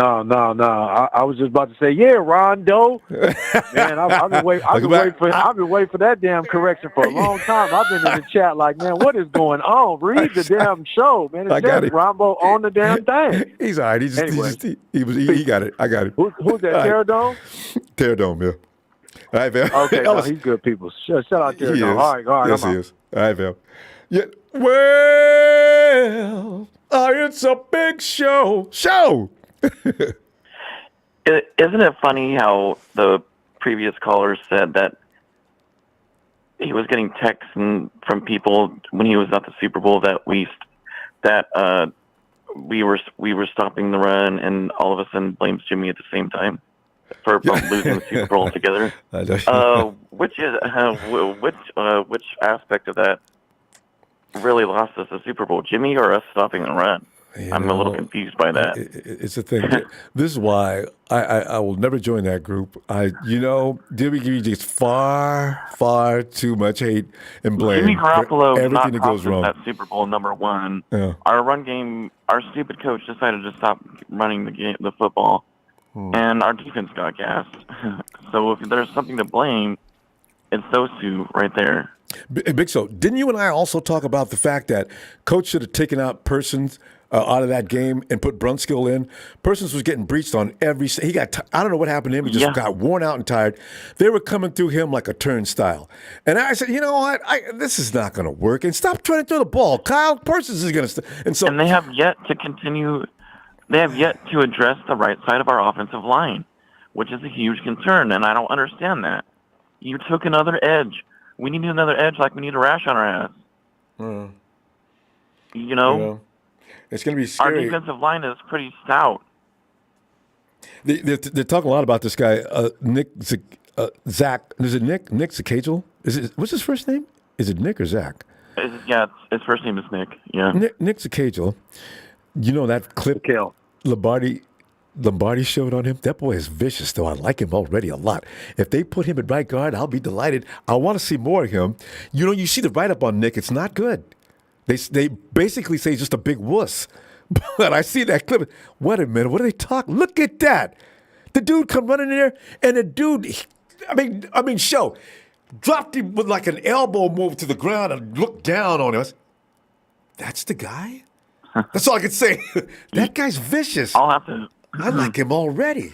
I'll have to go back and look at him. Look at some clips. Look at Lombardi's clips on him. Awesome. As far as these so-called Trey fan club boys who are suddenly showing their affection for him all of a sudden, I am not buying it one single bit, because these are the same colors during draft year that were so sure that Justin Fields was going to be the pick. They were photoshopping pictures of him on Twitter, of him in a uniform.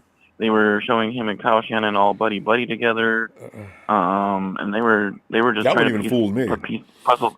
They were trying to piece the puzzle together that Justin Fields was the for sure pick at number 3, and this Trey Lance affection all of a sudden, and we're supposed to believe that.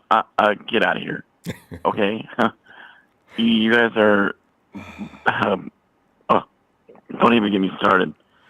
And as far as the Rich Scangarello comments goes, I truly believe that him and Kyle and Mike Shanahan wanted Mac Jones, and unfortunately they were stopped by John Lynch and Jed York because these idiots didn't evaluate a quarterback in 2017 when they should have. Dre Spitz, I'm telling you, Jimmy is not John Lynch's favorite guy. I don't think so. I really don't. I agree. I bet it was John. Oh, what was that? I bet, because Dre Spitz thinks that it's John that is in love with Jimmy. I don't think so. No.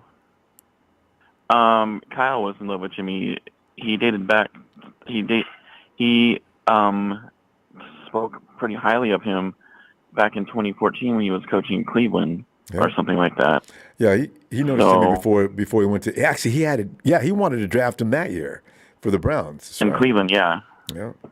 So, Kyle said, "Go get Jimmy Garoppolo." Well, he really wanted Kirk Cousins, but that was option A. Was that the same? No, that's Cleveland. Option B Did was Cousins Jimmy get drafted Garoppolo, before or after? No. I'm talking about when we went free agency in 2017. Which is why we didn't evaluate a quarterback. Yeah, he did. Option A was Kirk Cousins, and that didn't come to fruition. And option B was Jimmy Garoppolo. So Kyle said to get on the phone with him and then see of what they asked about Tom Brady first and got hung up on. I know. Which was dumb during that time. And then Jimmy Garoppolo came in the conversation, and they pulled the trigger on that. And so, because Kyle knew about him from back in when he coached with Cleveland, and he's a quarterback that can, he's a quarterback that Kyle can control. Yes, and these fans that are the thing expecting too. Trey Lance, these fans that are expecting Trey Lance to throw these deep balls all the time, every single play, every single game, are in for a rude awakening, because that's not going to happen. No, it's going to be check down, middle. And occasionally a deep ball here and there, and run the ball. We're going to run the ball. Or run the ball, exactly. We got 6 guys. Ian Sharp, no, Cousins, and show this is funny too, because everybody thought, and I did too, that as soon as the season was over, Kyle hadn't made up his mind on Jimmy. He was still wanting to go get Kirk. That's his guy. He knows Kirk. Kirk's got polish in the league and everything else. And, the guy in Washington, they'll get Kirk Cousins through my cold, dead hands. He hates Kyle and Mike.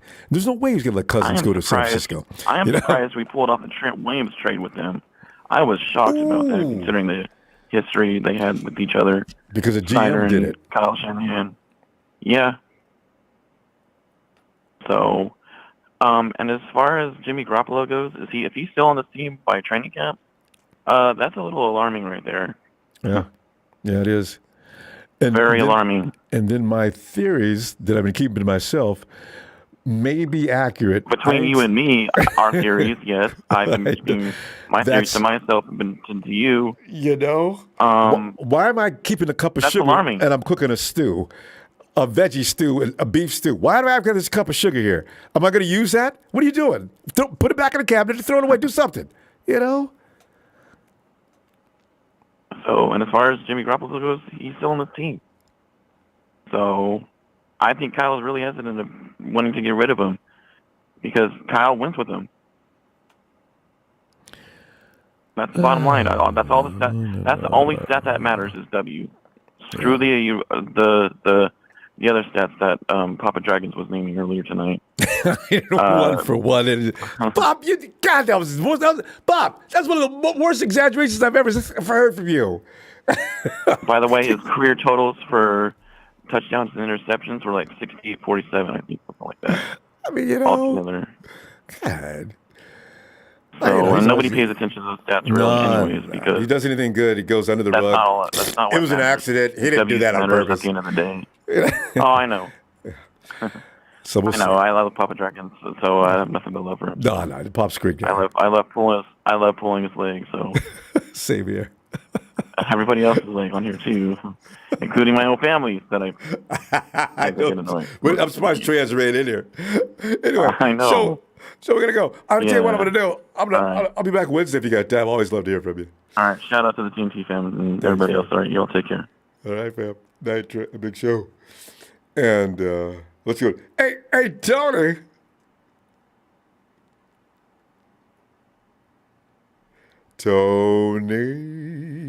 Yeah. Tony. Knowing Tony as I know him, Tony's sitting there laying on a rug. He's got his beer. He said, he must be calling me. Tony. Wait, Tony did it. Turn the volume up. It's in the middle of the I think it's the middle of the day in Australia. And Tony passed out. But he's a truck driver. He may have been on the road all night. Ronbo. Tony, I was just giving you a reason for having passed out. It was either an extra brew after work, as you're a hardworking man driving that big rig. You deserve call my name. You deserved to have some time off. I thought I heard you sleeping. Tony, get in here. What are we talking about? No? Tony, Rich Scangarello is a guy that's being spotlighted as he's actually one of the I don't know if we're going to make him a suspect, but he is suspect number one as to who put out that thing about coaches saying they were underwhelmed by Trey Lance. And you look at some of the things that Rich requires of a starting quarterback, especially a drafted quarterback. It looks like Rich might be the guy. He hasn't admitted to it yet, though. They haven't actually asked him directly. I reckon it was I'm sorry, go ahead. Could have been his old coach, because his old coach said that he wouldn't be surprised if he sat for one more year to do him the world of good. What? Rich's old coach? He said it's Trey Lance's old coach. Oh, yeah. He said that as Trey came into the league, too. Yeah, he said he'll still be the youngest quarterback in the league, even if he starts next year, you know. But and it wouldn't do him any bad. Yeah, and it wouldn't do anything wrong. But anyway, Jimmy needs to go, because I've never seen anybody have so much hatred for a quarterback that gets them to a Super Bowl. But it wins. So somebody put a poster up on Twitter. They made me laugh. You should show this 4-2 record in the playoffs. his winning record in regular season. 49er fans, bleep Jimmy. He said, we maybe got spoiled, Tony. We truly believe, and we do, of course we do. We truly believe, though, if we get there, if we don't win it, then somebody's got to get fired. Somebody's got to get thrown out. Anyway, the punishment has to be issued, and no forgiveness. I don't know. It's a little. I'll tell you what does worry me, Ronbo. I sent you a link to the clip of Deebo Samuel presenting his wife with a new car. Yeah. And in that clip, this guy had a gut. His ass was bigger than his wife's ass. And his wife's ass is not small. That's right. Oh. And I thought, hey, what have you been doing? You put on some weight, brother. You got a gut sticking out there. Your ass is bigger than your wife's ass. If he comes, and they're all big people there in his family. I'm not making fun of them or anything. I'm just saying they're big. You're saying what you saw. He's got 2 to 3 weeks to get that thing in order. If Deebo comes in out of shape, he will have issues like he always does. God, what is he doing? I thought he was working out. Shanahan's going to say, is that what you're jumping up and down for? Are you sitting there eating Kentucky Fried Chicken all the time with what the butter on it, brother? God, what's going on? Take a seat for a couple of weeks, mate. He can't. Have a look. The reason he had a good year. I've sent you the link. I mean, you know what? And I have to watch it twice. I'm telling you. No, don't do it. I saw your notification. I just didn't get around to getting to it. You know what? Deebo came in the shape looking. I mean, he was felt when he came in last year. He was a man on a mission because this is his year where he knows he's going to get paid. Please don't tell me that Deebo's one of those guys. Yeah, my payday. I got to come in and I got to get some work done. Deebo, God, Jesus, I can't believe that's you. And you know what, Tony? Deebo's already said some things I can't believe. Even though some of the things, but if he's looking like you're saying he's looking, that's just irresponsible. That really is. A professional athlete has no business this close to training camp looking like that. Well, a picture tells 1,000 words, Ronbo. I mean, it was frightening. I thought, well, I hope maybe he's got some sort of secret system where he can be ready for game day. No, he's been, he's laying back in the cuff, enjoying his newborn, and like you're saying, he's having way too many servings of fried chicken and everything else that's got plenty of calories on it, and that is a no-no for him, and he knows it. He knows what line he can cross. He's got to keep his weight down to a certain place. He's got to remain flexible because the first time he tries to bust off into a sprint, that hamstring's going to go. He's got to be kidding. Damn. Maybe Shanahan will put him as linebacker. If he's looking like you're describing, he probably will have to play linebacker. Maybe offensive lineman. Deebo! Oh! God, I'm afraid to go look at this shot. God, man. Yeah, it's only about 30 or 40 seconds, but, have a look at it. See what you think, mate. I have to wipe my eyes and say, am I seeing things, or is there something wrong with the film? Like, is the camera lying? What's going on here, man? And when his wife goes to hug him, I look, you see the... She can't reach all the way around. Sort of like with her back towards the camera, and I thought, Deebo, your ass is bigger than hers. What's going on? It's like my dad used to say. He used to always talk about fat women, and he'd say, the girl was so big, I had to hug and chalk where my last spot was. I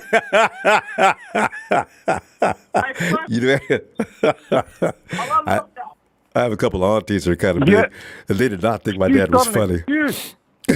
She's got an excuse, Ronbo. She just had a child.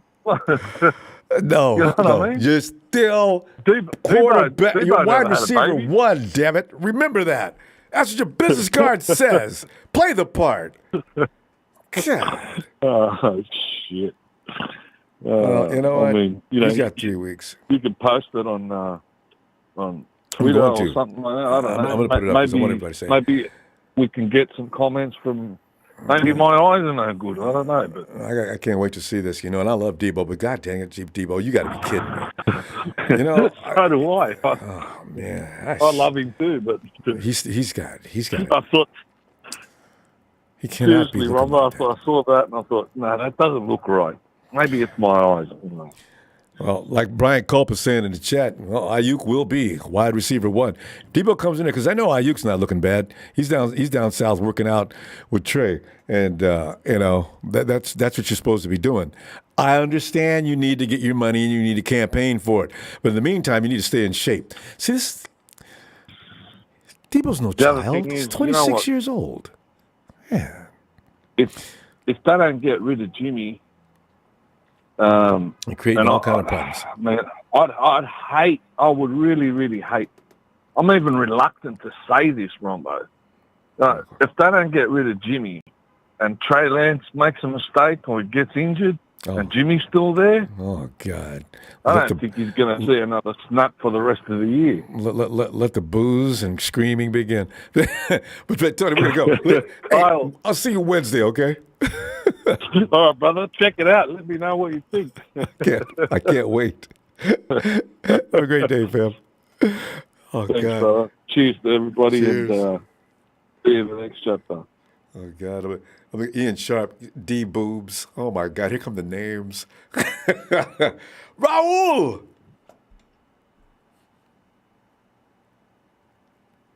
Raul. What's up, Ronbo? Raul, man, we're getting all kind of crazy things going here, man. Tony just made the day even worse by telling me that Debo's out there looking like somebody's dad. God, Debo? Nah, see, I don't know. I mean, I don't want to say he's wrong and all, but I've been following Debo too, and that's huge. Yeah, I don't know. He be posting he's working out all the time. And he hasn't signed that contract. I think he's smart enough to know that he has to stay in shape until he signs on that dotted line. That's what I'm thinking. I don't see Debo. Yeah, man, come on now. You have an agent, he knows better than that. Like, you haven't secured nothing yet. You got to go ahead and, stay in shape, be ready. Plus, let's say 49ers call him and say they want to pay him whatever amount he wants. And he walks in there. Goes in there looking like he's out of shape, what you think they're going to say? Debo, we need to talk. We need to talk about this for a minute. Yeah. Look at you. Hey, what does Debo normally weigh? I don't know. You know what? I think Debo is around 210. He's solid. I know he's like 2-something. He's like Debo's about 210, I think. Yeah, he's like something around that. I know they mentioned that. That's why they try to compare the running back we drafted with him. They're around the same. So I know the running back played at a heavier weight, like at 220. Yeah, but Ty Davis Pope. But that's why they're trying to make that comparison because they got like almost the same body type. Oh yeah, Debo's definitely got a running back's body, but he needs to remain solid. Don't be swelling up. But anyway, Rich Scangarello's comments. Nice, man. I think he's set up. I think, man, this team is going to be destined. As long as we can keep the nucleus of this team together for the next 3-4 years, man, this team's going to be dangerous. Yeah, I do see us winning a Super Bowl within the next 3-4 years. Like with Trey, he looks very good, and I would, man, I'm glad with what the 49ers did. I like the draft. I thought it was nice, and they're setting up ourselves to be good for a long time, and these players, they have the capability of making an impact this year and next year, especially with how trade goes. I really believe that the next year's draft capital, what do we really need? A strong safety, that's it. Like, you can get one with free agency and draft wide receiver. You can draft offensive line. We're not going to have that many big needs. And I think establish the run game, have a good, solid defense, take the pressure off of Trey Lance, like saying we have to come back from 17-0. Do you see our defense putting us behind like that, giving us 17 points, 0, like when we're scoring 0 against teams? I highly doubt that. Look at what we did to Green Bay in the playoffs. So, and every other team, I think we probably kept everybody. We had the lowest average scored points allowed, and you know what? Yeah, I don't the defense. think We did not got any weaker. Except for the Cardinal game. I didn't see this defense get any weaker. So, I don't know how you feel, Ronbo, but no, they did things to make themselves sustain. And in fact, I think they got a little better right now. We'll exactly see. same. Listen, But I mean, of Raul, course, you know, I just want to run this by you real quick. I just checked out the video. Raul, yes, Debo is large. I was just saying, just today's. Oh, D. That is. That had to be Mother's Day. Ooh, maybe he's been lifting weights. Maybe that's upper body. No, that's gut. And you're right. The booties and his wife, he don't have a little booty, and the booties are the same. Oh my God, he is big. Was that? Debo! No. Okay, he'll be all right. Debo can lose that weight quickly. I just believe it. Damn. Yeah. We'll see. He's probably working out but maintaining, but he's probably not trying to push himself because he don't want to get hurt either, you know? He's like, I'm pretty sure he's being careful right now. I'm pretty sure his agent's telling him, don't do nothing dumb. Stay off the streets. Stay off the clubs. That's what I would tell him. Tell him about his food, too. You know, Debo, push away. What you do? Push-aways. Push-ups, push-aways are all that. Push-away. What is push-aways? Push that plate away, Debo. One serving, bruh. Nutrition you're talking about here, not size. Oh, I'm worried, Raul, from that photo, for that film. We'll see what happens. I mean, at the end of the day, if he's showing that, you know, he's not being serious, like, I don't know. That just doesn't make sense to me. Me either. But if he shows up to camp looking like that, or if he doesn't show up and then shows up in the regular season like that, best believe he ain't going to get that contract from the 49ers, and he will get traded next season. That's how I see it. I mean, like, you know, Kyle doesn't play with that. Like, I think they wouldn't like that character. You know, they want him to act professional. You want to get paid like a professional? Well, act like one. Now, I'm not saying he's not. I'm saying I doubt that he's doing that. You know what I mean? I think Debo will be ready when the time comes. But he did relax. That's just what I think. From what I just seen in the video. But anything could happen, you know? But better not. Debo needs to come into camp, ready to go.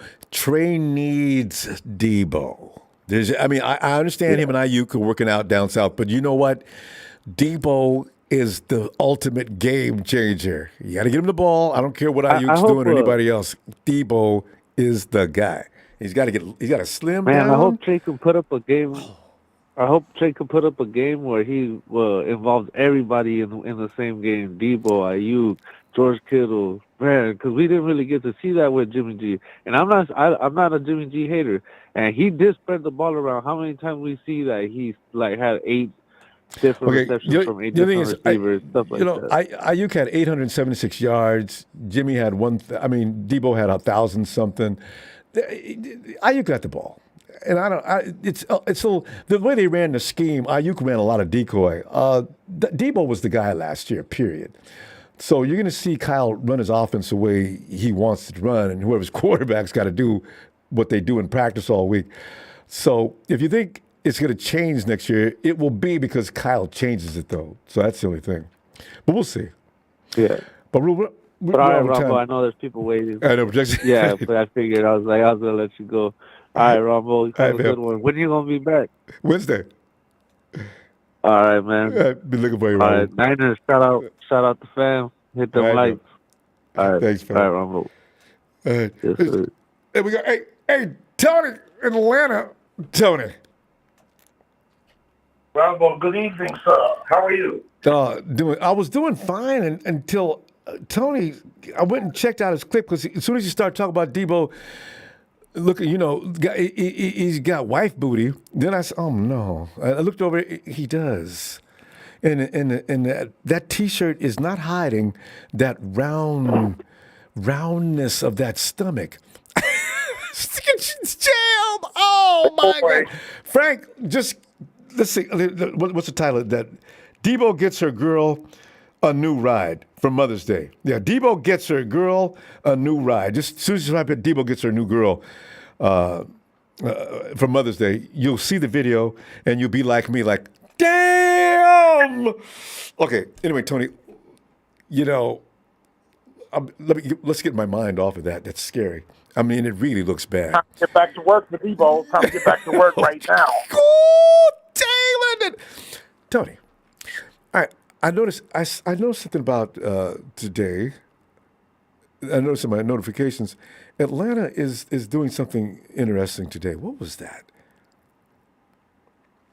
I don't know what you're talking about. What do you know?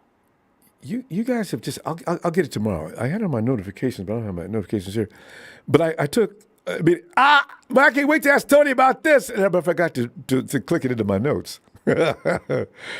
Anyway, looking at Rich Scangarello, when coaches put things out on players, and I don't know if you guys have ever experienced this or not. When coaches put things out on players, and then they become suspects, and then you start to follow the media line back to them. You always wonder, are they being set up? Did somebody else say something like that? Because we just had somebody say the coaches are continuously underwhelmed by Trey, right? Most of us say, "Come on, man, we're looking at Trey, man. he looks fine." Huh? So you wonder where's that coming from. So and Ronbo, I was in the Atlanta Falcons network chat 3 hours ago tonight, and we were talking about stuff with the Falcons, and then they were talking about, I forgot what the topic was, but it was talking about when players aren't doing what they're supposed to, and then one of the guys said, Trey Lance, they're not happy with Trey Lance in San Francisco, yada, yada, yada. So I typed in there, I said, you guys got to stop listening to mainstream media. I said, Trey is going to ball. He's going to shut all this down. Y'all going by what y'all heard. Y'all don't have any factual evidence of this, which Joe Montana said he was, how many months ago was that? 7, 8 months ago? We're talking about the here and the now. Yeah. Trey Lance will be fine. And he was still getting himself together back then anyway. Kid hadn't played in a year. So, Ronbo, y'all going to be happy with Trey. Watch what I tell you. I hope so, because, and what is a Rich Scangarello anyway? Is that something that you smoke? What is a Rich Scangarello? Because the thing is, we've gotten used to being competitive now, and so we can't. We don't have time to take a step back. You know what though? No matter what, I'm pretty sure. No matter how long it takes to get Trey up to that level of speed, Kyle's gonna set things up because you got enough support around him that he can use other players in whatever fashion necessary. Until he completely lets Trey go, is my thinking. Yeah. So, you're still going to run the ball. And then your chat tonight, it was talking about Jimmy this and that, so Niner by nature. I said, you guys got to give Trey a chance. I said, I have every confidence Trey is going to ball. I said, y'all in the best of both worlds, really, with two quarterbacks. Jimmy got to go. I said, you guys. Yeah, Niner by nature. That guy has zero respect or like for Jimmy. So, yeah, if you talk about Trey, I'm sure he's all for it. Right. And then I said, well, what if Paranoid Petey, and then I had to put who he was, Paranoid Petey Carroll, offer you guys 2 seconds and a third rounder. Mind you, Ronbo, it's just me and Niner by nature trading messages in your chat. Yeah. I said, what if Paranoid TV offered you guys 2 seconds and a third for Jimmy Garoppolo?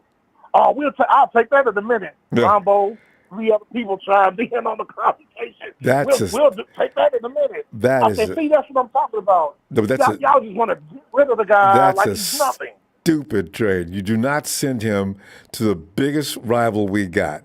No matter what you think about him, he will kick our ass because he knows too much about what we do. Exactly. You want him on the East Coast on an AFC team, period. So, if it is NFC, it's not in the same division. That's why I said Seattle.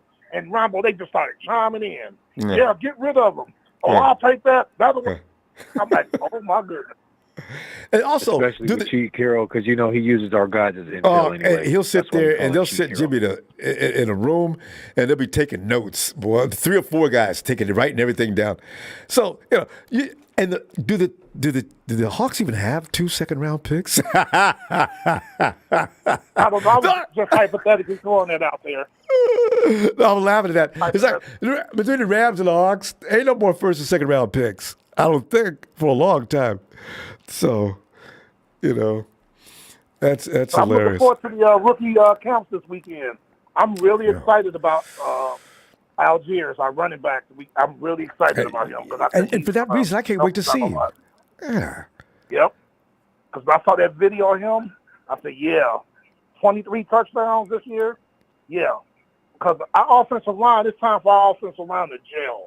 Because Jake Matthews, Chris Lindstrom, and Caleb McGarry have been together going on their 4th year now. You throw in our center, Hennessy, to make his 3rd year with him now. And then we got the young kid that we drafted, Jake, I forgot his name, out of Michigan. This will be his 2nd year. It's time. Offensive line got to have cohesion. Absolutely. They're like a basketball team. They got to all move in sync, know what the other guy's got to do, X's and O's across the field. They got to know everything together. So it takes a while for offensive lines actually to build together, which is why I'm very worried about this offensive line this year, because I got one guy, if Alex Mack doesn't come back, that absolutely knows what he's doing. Well, Mike McGlinchey on the other end, but still, Mike's been out for a year. I don't know what he's going to look like if he healed up. And the Rams, Tony Michel signed with Miami today, so they still got Darrell Henderson and Cam Akers. But Tony Michel is now a Miami Dolphin. All they're really interested is Cam Akers anyway. Tony Michel with the Dolphins. Mike McDaniel. Woo! Mike is assembling running backs. And wow. And receivers with Tyreek. But you know what, Ronbo? I'm not sold on Tua. We beat them last year. Tua cannot throw the ball downfield. You know what though? That's why he's assembling. He's got Michelle and Mostert. Wow. Man, we gotta go. Tyreek Hill. Oh, yeah. You know what? I gotta ask you. I got some questions I'm gonna ask you tomorrow on Wednesday. But I'll see you then. All right. Yes, sir. Have a good night. You too, Ed. Hey, Tony. Oh, God. I want to ask him about Mariota, how he feels about that. Yo, Alice, get on in here, man.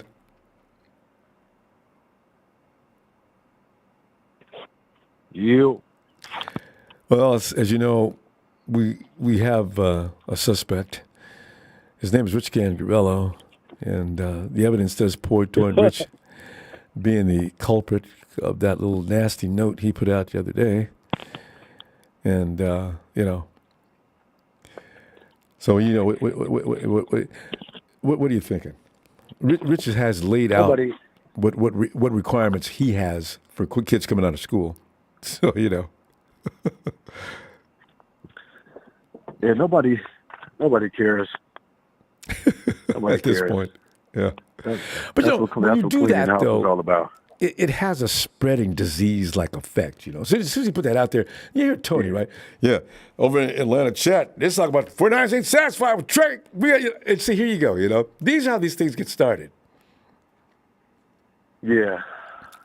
Well, Rich reminds me of that funky breath QB coach I told you I had my junior year. Yeah, so they almost look damn near identical. So Rich probably never even played football before, and I'm surprised he didn't just go ahead and take what's his name with him. Who do we sign that quarterback?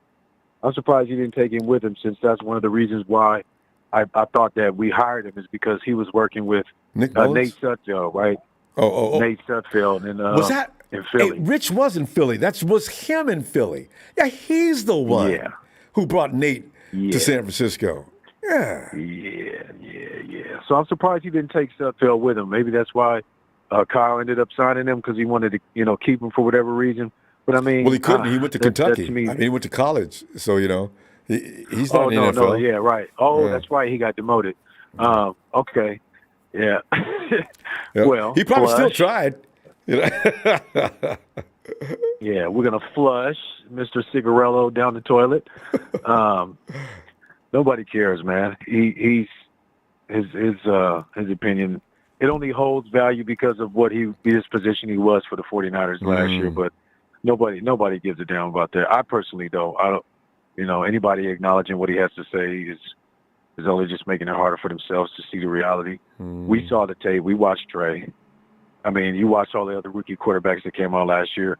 If you could dissect every play from Zach Wilson, from Justin Fields, from Trevor Lawrence, And even Mac Jones, he had some shitty games too. He had a game where he threw like 4 interceptions.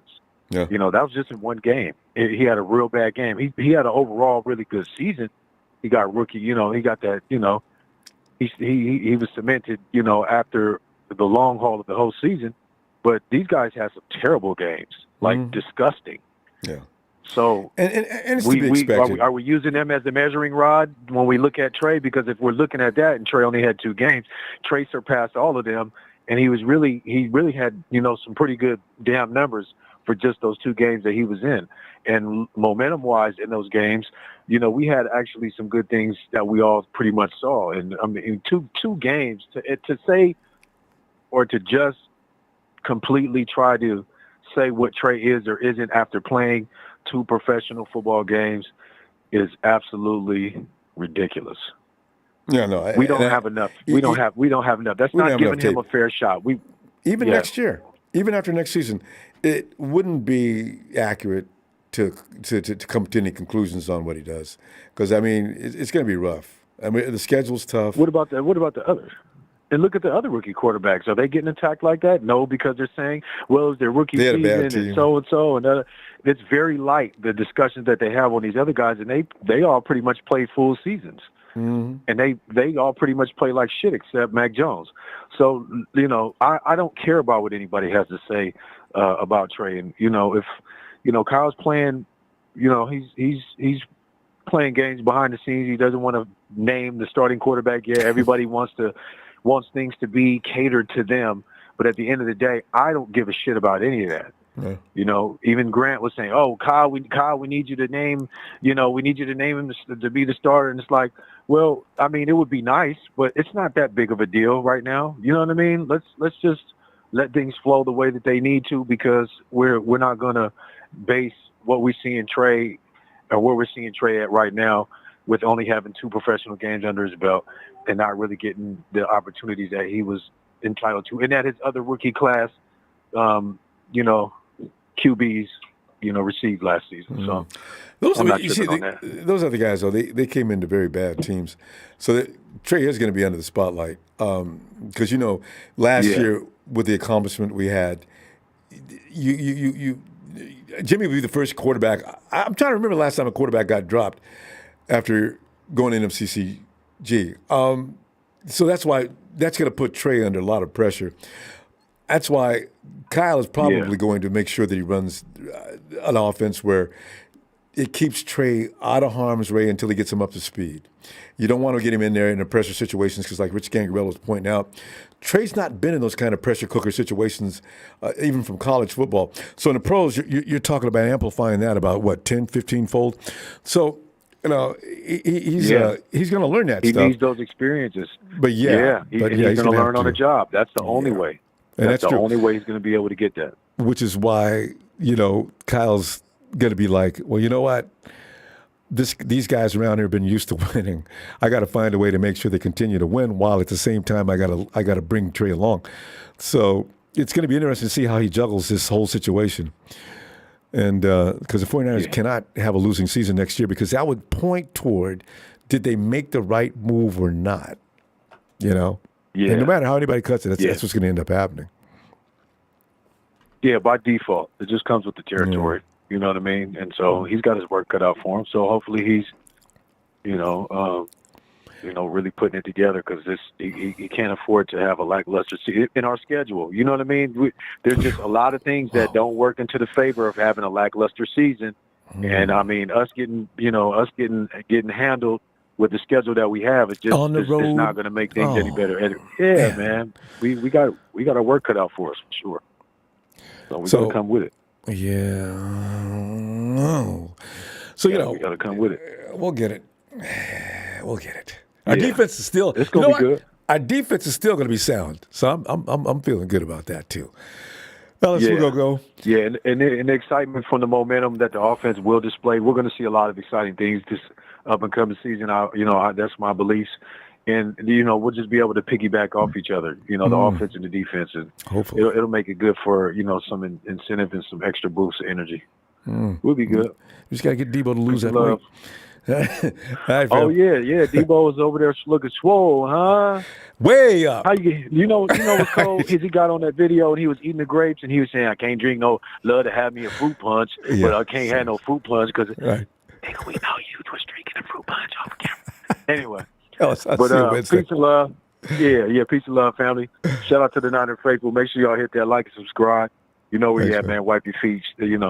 Much love, brother Ronbo. Thanks, Ellis. Shout out to that Make sure y'all squad, subscribe. too. We running those subscribers up, man. All right. Let's run those subscribers up, man. Let's do the subscribe to Ronbo challenge. Peace. Thanks, Ellis. Appreciate you, fam. See you Wednesday. One love. And let's go check out Emilio. Not about nature. Don't start no trouble, man. There was nothing quick about that call. We all run them the same time. People go over, but there's nothing we can do about that. Don't be a jerk. Emilio. He's just a hater. He doesn't get enough time. Not about nature. The guy he likes to needle me. He knows he burns me up. Anything he can do. Not about nature. Take that. All right. Anyway. Anyway, how are you? How are you doing? It's fine until I seen Debo's body. I'm really worried about that. Ronbo, I don't know why I got to keep asking. How long you been a Niner fan? Too long. But Emilio, if you seen that clip already, right? It doesn't matter if I seen it. I'm asking you, how long you been a Niner fan? Forever. Past the 70s, past the 60s? 20s. When they first started as a franchise, I was watching them. Okay. So ain't no excuse for it, Emilio. Debo looks like a house. Debo's not the first guy that's been overweight. He's not the first guy that, he doesn't work out during the offseason. 3 weeks before camp opens? Who gives a damn? He's not the first one, Ronbo. Why are you acting for some reason you like forgetting how long you been a Niner fan?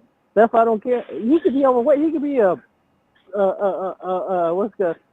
roly-poly. Who gives a damn? Oh, and he does look like one. He's not the first one. Listen, it's worse. I was surprised. How long you been a Niner fan? When Tony was talking about it, do you forget? I just thought about amnesia or something? Maybe slightly overweight.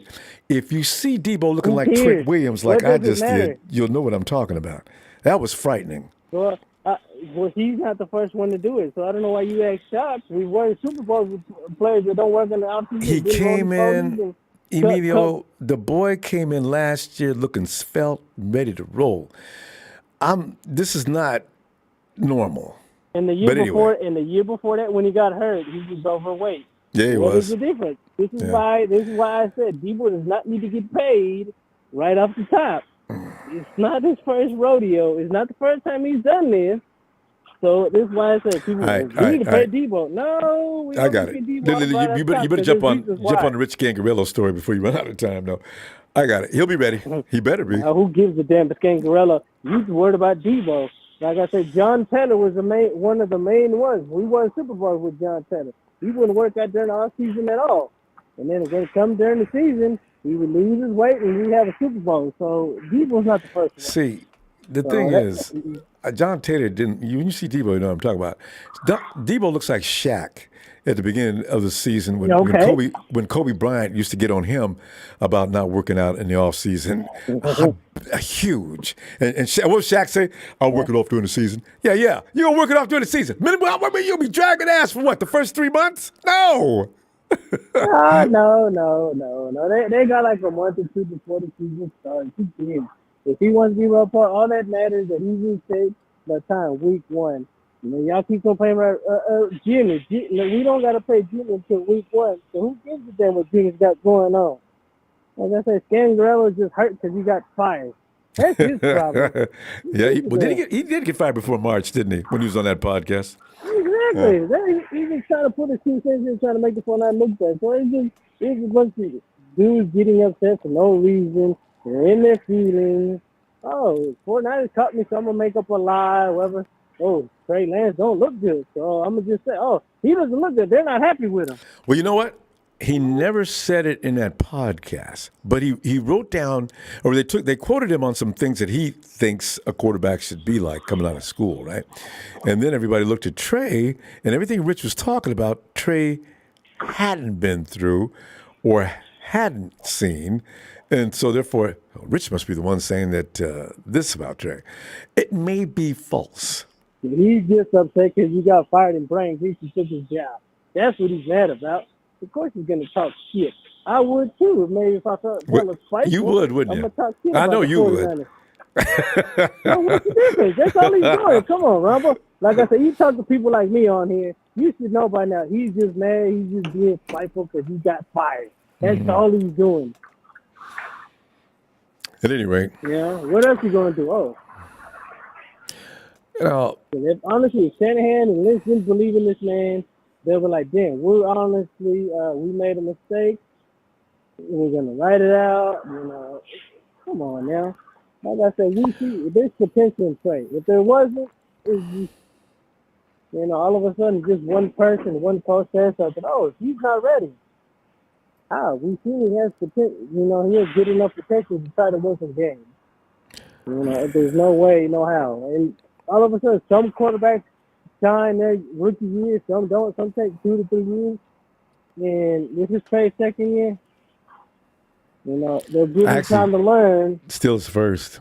He only played a couple of times. Well, either way, I think we can. To me, honestly, I think we'll get in the playoffs. It's the same thing Jimmy had last year with a few more added-on weapons. If we don't get in the playoffs, there's something wrong with Shanahan, not Trey. That's just Shanahan. I'm like, you basically look like I just said. You have the same team from last season with a few add-ons. There's no way Trey should not succeed. Then you're not putting Trey in the spot where he needs to succeed. And that's going to be key. Yeah. Don't put him in a position where he's going to get beat. Just put him in those safe positions for now. I mean, we ran out of time, so Night of My Nature can stop clocking and talk. Yeah, a little short. Anytime he says something bad about Jimmy, Night of My Nature gets a rush, and then he said, I cut him off. We didn't cut him off. Jimmy's going to get over, dude. Like I told you before, as much as you like Jimmy, Jimmy's time is done. He's over. He's not going to be a 49er. His time will be done when I get ready for it to be. We got to go, fam. I'm going to see you Wednesday. Yeah, you have a good night. Oh, I forgot to say, happy Mother's Day to everybody else out there. I was a little busy with my wife. That's right, huh? So I couldn't get it done. All right. You're supposed to do that yesterday. All right. Yeah, have a good night. You too, fam. Yeah. And happy Mama's Day to you. And them 2 baby girls you got. I tell you, look, you rolling, Emilio. All right, fam. Oh, no, I got 4 now. It ain't 3 no more. Whoa! You had one while we. Whoa! All right, Emilio. No, I did tell you. No, I just realized because I saw 2 of them being born. The first one and then this last one. I missed 2. Yeah. Damn. All right. No, my oldest one is 16. Matter of fact, my oldest one just turned 16 today. Oh! We got to go because we can get in your family fun for a long time here. Right. All right. Let me see you Wednesday. All right. Okay, man. Yo, hey, Levi. Yo, Ronbo, what's up? Levi, man, we're sitting back here examining the plot of Rich Scangarello. Is he the guy who put it out there and had everybody buzzing with Trey Lance continues to underwhelm the coaches? And it looks like... You know what? Yeah. You know what? I ain't never heard that name until you said Brother One. Rich Scangarello? I ain't even know who he is. There's only like a handful of 49ers staff that I care about. I cared about the defensive coordinator, Kyle Shanahan, and our defensive line coach. You know what's funny though, Levi? Next year we're going to be talking about Rich Scangarello used to be the quarterback coach. He left and went to Denver to get more money. And then Kyle said, "Come on back, you can be my quarterback's coach." But now we got Greasy, who's never coached before. All he's got to do pretty much is share his expertise as an NFL quarterback, which we're all looking forward to, with a kid that needs somebody who knows what they're talking about. So, but most people are on board with it. I don't know. Greasy Jr., he was okay quarterback. He's gonna tell Trey what to do, or teach Trey. I understand from his own NFL experience that helps, but coaching is a somewhat of a science. You need to have some skills. You need a teaching credential. Oh, no. I don't know what to say about that. But all I can do is cross my fingers and hope things work out like they do every year. Like I said, they got the three things. As long as we got a good defensive coordinator, as long as we got Kyle Shanahan at the head, and as long as we don't lose our defensive line coach that seems to make everybody on the defensive line a gem. Like when I heard about him, he's like the highest paid defensive line. What's his name again? Rich Kasurik. Wait a minute. Oh, okay. Wait a minute. Wait. Did I mention Rich Scangarello and Rich Kasurik? Is his first name Mike? Look, I've lost my mind. Anyway, his last name is Kasurik. Koucurek. Kasurik. That dude. Yeah. That dude. Yeah, that dude. He's a beast. He's the best. I think he's got to be the best. And Tommy. I mean, he was good. You know, like as long as we got him, actually on the defensive end, as long as we got him, I'm good. I don't even care about defensive coordinator. Yeah. Because like I told you before, I feel like if he leaves next year, I think Vic Fangio is going to come back. That's why he took a year off. I just find it weird that he visited the 49ers, and then all of a sudden I see a report that he's taking a year off. Like, okay, we all expect the dude to get a head coaching job next year, even though he's a defensive coach, and people are always saying that nobody wants defensive coaches anymore. You know what? That's true because if he leaves, I feel like if he leaves, Vic Fangio is going to pop in and he'll be the coach, the defensive coordinator, and we all know he's a great defensive coordinator. So that means we'll be still real good. So Levi, you're not the first person that said something about Fangio coming in. Listen, Fangio runs the 3-4. Okay. We run the 4-3. But you know what? Though we run a lot of variables. I don't care what we run. We run a lot of packages. It's not necessary.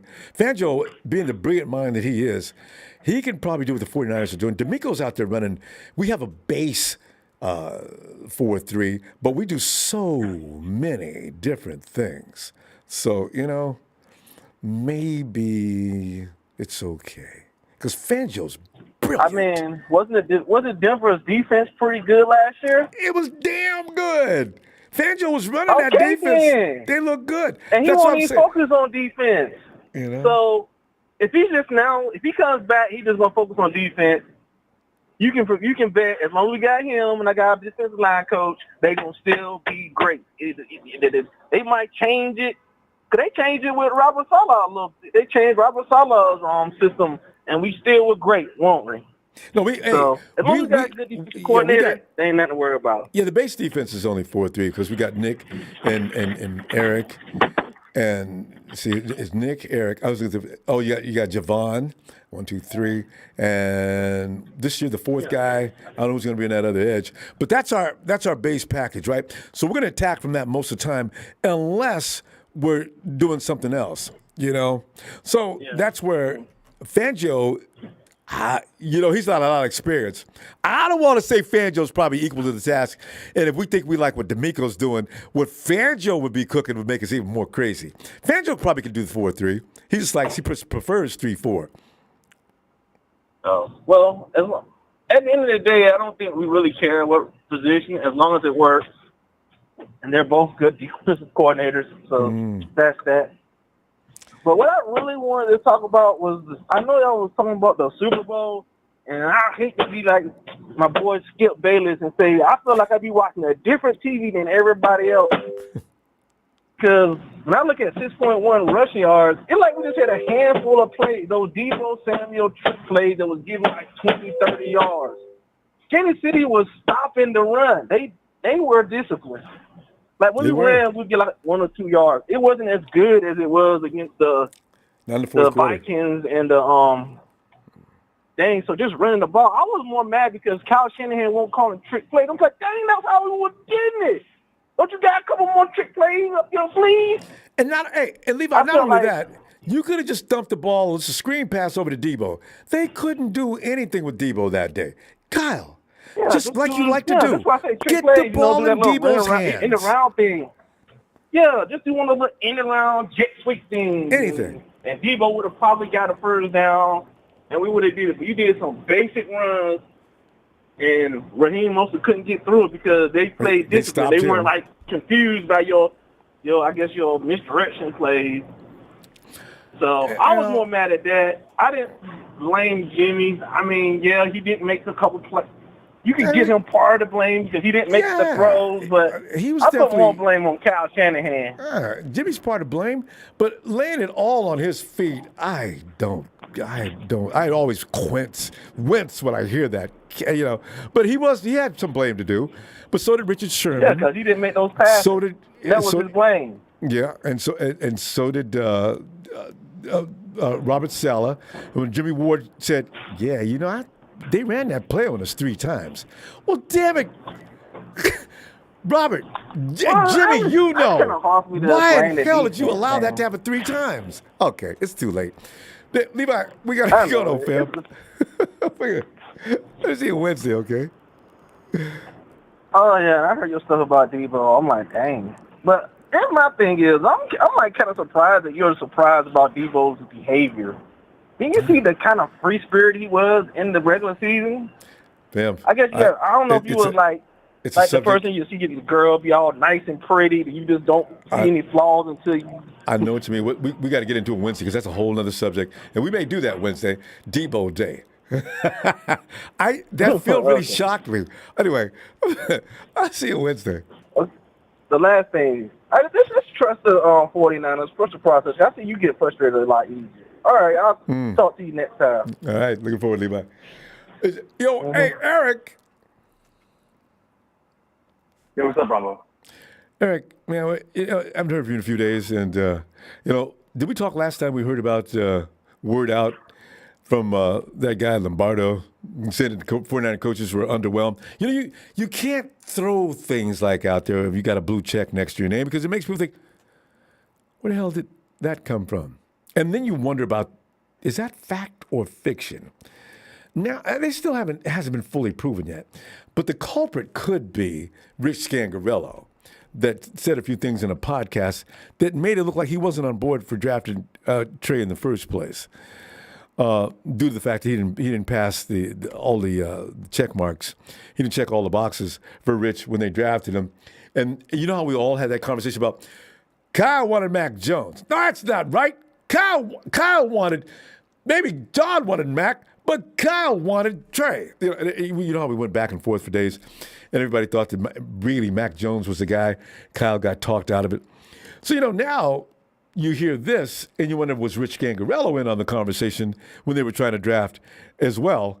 And Rich is saying some things like, wait a minute, Rich was in that room when they were talking about quarterbacks. I wonder how much input he had and who was on his side. But then again, they fired Rich's ass at the end of the season. Eric, what are your thoughts on this?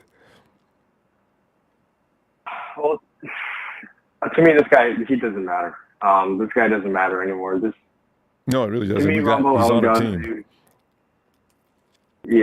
To me, Rich, he was here 2017, right, with Jimmy, and then he left, became the offensive coordinator for, I believe, the Eagles, and I believe he got fired after one season. This guy doesn't matter, Ronbo. Whatever he says, it doesn't. That's why the Niners got rid of him. If you're not fully on board with what the Niners' plan is, get the hell out of here. That's probably why we saw a lot of coaches get off the team. And that's exactly right. How many other coaches left? And Mike McDaniel couldn't wait to leave. Wes Welker couldn't wait to leave. Of course, they don't have to pay taxes in Florida, but Yeah, to me, I think it's a good thing. If you're going to have a rookie quarterback going into the season, have guys in the building that actually believe in the process of actually developing him. Yeah, you got to have that. You got to. Yeah, and if you don't, get those people out of the building. As far as I'm concerned, I've already told you. I think Jimmy should have been off the team already. I don't think I did tell you that I think the Niners are going to get rid of him in case he loses the cap battle versus Lance. I don't think that will be the case anymore. Simply because I just don't think the Niners are going to keep him that long. If the Niners cut him near training camp, that I don't know how the locker room is going to react to that type of move that late into into the process, he's basically, I don't know, maybe the players are going to think that the Niners actually low-key screwed him. If you cut him near training camp, he has no time to get on a new roster. Everybody's salary cap is already, where it's at. Mm-hmm. So trading him is the best option because he keeps the contract. So I truly don't know if the Niners are going to get rid of him. Do it now so that get this off of the books. This problem doesn't need to be here anymore. Eric, the problem with the company is you've paid him a lot of money, and you're not gonna get anything in return for him. They're just not gonna do it. It's not feasible. They're gonna at some point you're gonna unload him, but you're not gonna just give him away. Because if Jimmy gets fired, contrary to what some people believe, he will get a job immediately. Because the quarterback we see that lost in the Super Bowl, and we condemn him for that, the one that throws INTs like everybody else, the one that every now and then makes a mistake or a bad throw like every quarterback. We're never going to get a quarterback that's just mistake-free. But he was winning games, and that holds value as well. So Jimmy leaves. The 49ers get nothing but a compensatory pick. They're not happy with that. I think it's a third round. I'm not sure. So they really want to get something in return for him, especially after paying him that kind of salary. Yeah, but Ronbo, that to me, I feel like, I mean, you kind of already got the return on your investment. I mean, you spent a second-round pick for Jimmy. You went to the Super Bowl. You went to an NFC Championship game. You actually won an NFC Championship game. And as far as I'm concerned, you didn't even use him in the championship game, which I think was kind of a mistake. I understand that running the football was the priority of that game, but I think going into a Super Bowl, you want your quarterback going into that game with confidence in his throwing the football. He's going to have to go into that game throwing against Patrick Mahomes. You kind of want him having confidence in his arm, although he did outplay Mahomes for 3 of those quarters. Yeah, because Mahomes was having problems. He threw 2 INTs.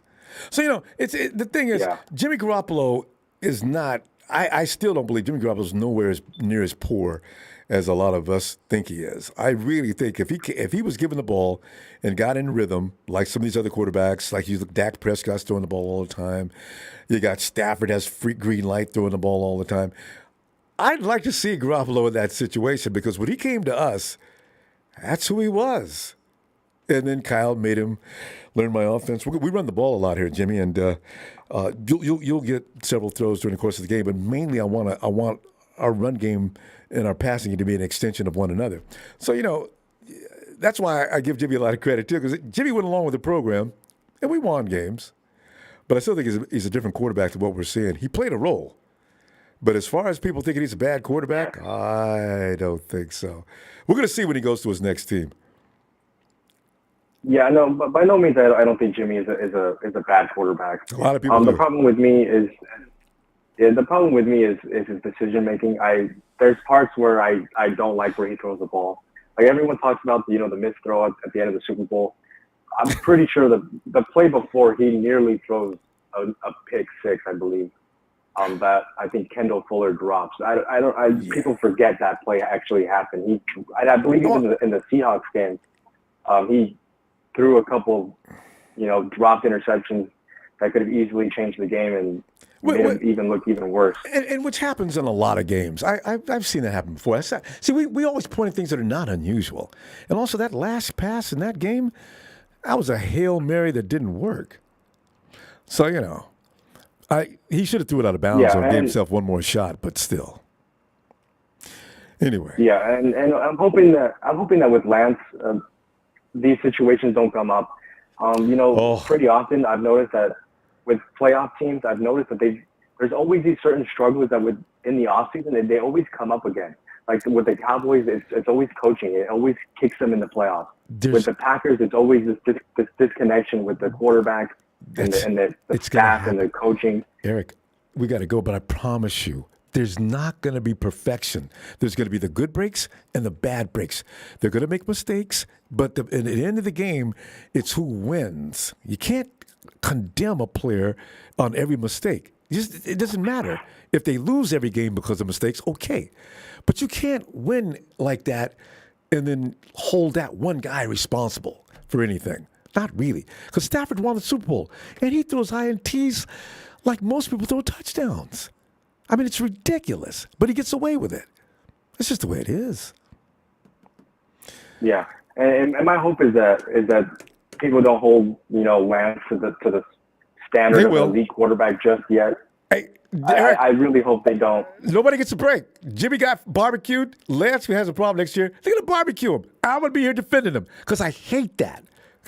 But anyway, we gotta go though, fam. Let me see you Wednesday, okay? All right, Ronbo.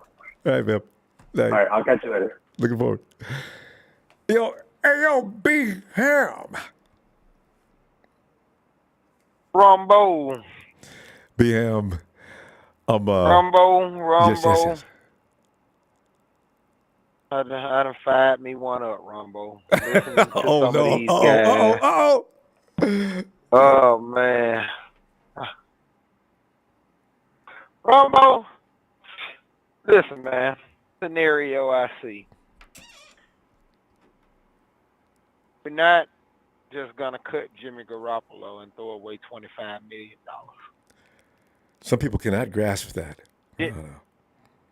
Listen, I said it the other day. A couple of other guys have called in and said it. At the end of the day, in 2 games, let's dissect this.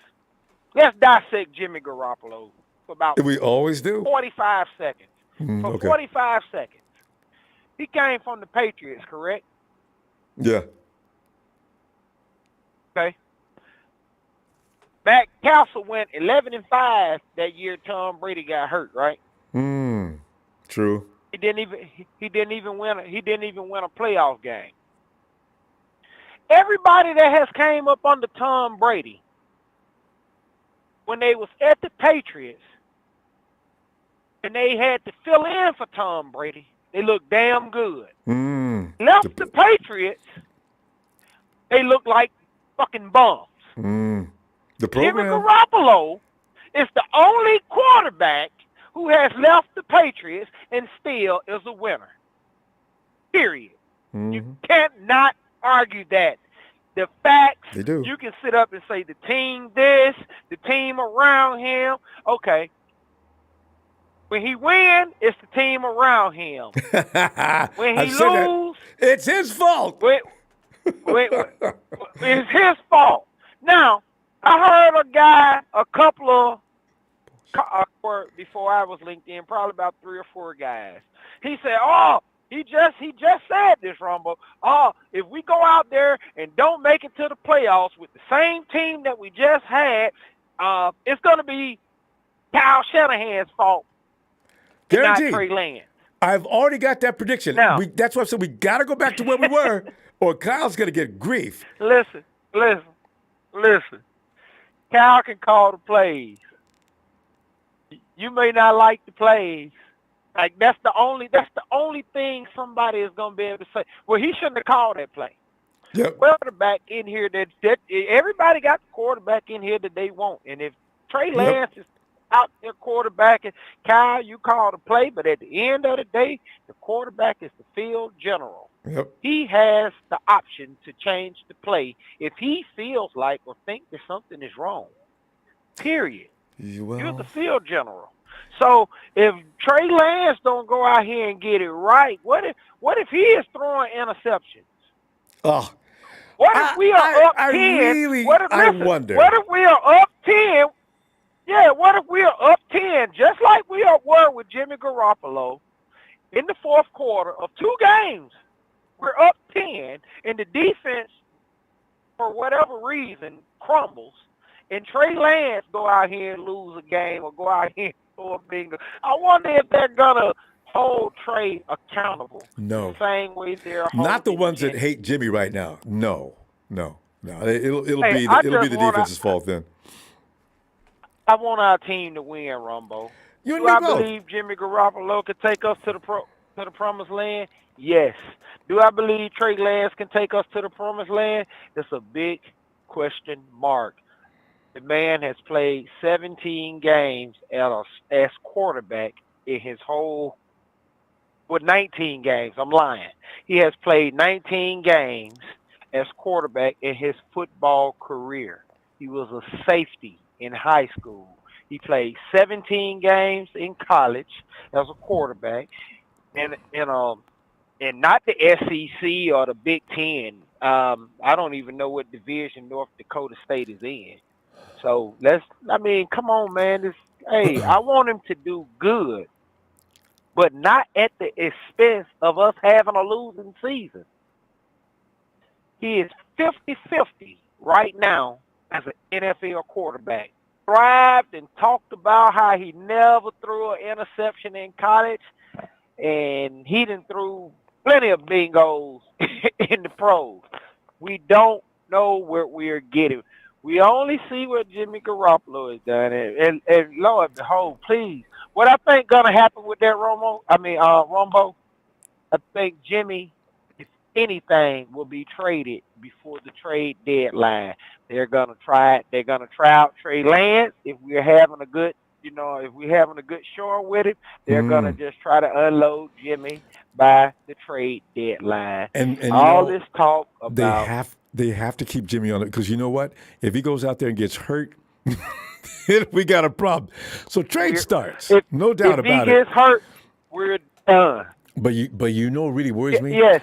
If Trey does get hurt, Sudfeld's coming in the game. You know, this season is very frightening. Now the I hate Jimmy guys, don't worry about it. But honestly, we're in a very precarious situation. Trey, number one, has to look good. And number two, if he gets hurt, we're dead meat. I'm going to be honest with you, Ronbo. A lot of people can see it how they want. Damn that. I want Trey to start. I want to see what the kid made out of. Especially Jimmy's leaving. I want to see what we gave there. up to. Right. But this is the thing, Ronbo. You just can't make the playoffs. Because the one thing I do know, the 2 seasons that Jimmy Garoppolo has been at least mediocre healthy, he didn't just make the playoffs. He went to the NFC Championship twice and the Super Bowl once. Trey, I don't give a damn. Can't make the playoffs. You got to get us back to the NFC Championship, buddy. See, this is what I'm saying. I'm trying to remember the last time an NFC Championship game quarterback who went all through the playoffs, went through Dak Prescott, went through all everything, Aaron Rodgers, and then he gets kicked off the team. I've never heard of a team doing that before.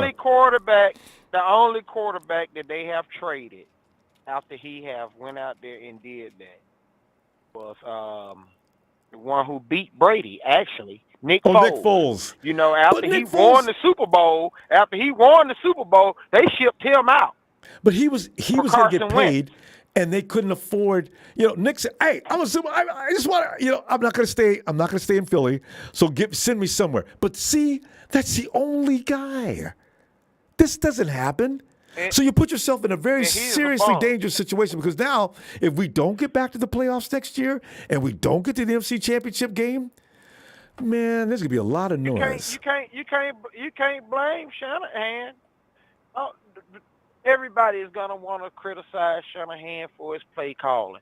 You criticize him for his play calling with Jimmy G, but he went out there and won. So I don't want to hear the criticizing on Kyle Shanahan.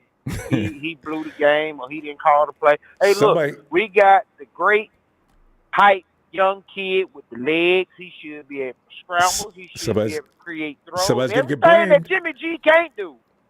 Be him. Somebody's gonna get blamed though. Jimmy G can't do. That's right. He's supposed to be able to get past that hump. So you got to blame Jed York. Get us back to the NFC Championship. I'm not blaming Kyle Shanahan. You got to blame somebody. We do not let people go without blame. We're designating blame all the time. If you don't blame Kyle, you got to blame somebody. So yeah, damn, we run out of time though. You got to blame somebody. But it is who it is, man. Hey, I just state the facts, man. The facts is what it is. Like I say, every other quarterback, real quick, Rumbo, every other quarterback that came, played under Brady, left the Patriots and became bums. Jimmy Garoppolo, no matter how much somebody hated, is the only one that is still got it, man. Go look it up. The stats don't lie. There's something said about leadership, if nothing else. All right, fam. I'll see you Wednesday, The okay? stats ain't gonna lie, man. Be safe, man. Hey, You too. love you, man. Be You easy. know I love you back. And be careful out there in that big rig, making them his big truck, making All them day, big man. bucks. All right. Oh yeah, fam. man. All right. All right, BM. And with that said, thanks, fam. Hey. You got to subscribe so I can call you back and we can argue again. And then you can meet Niner by Nature and listen to his rhetoric. Niner by Nature, you really... Anyway, let's see you, fam. And then, I'll see you Wednesday.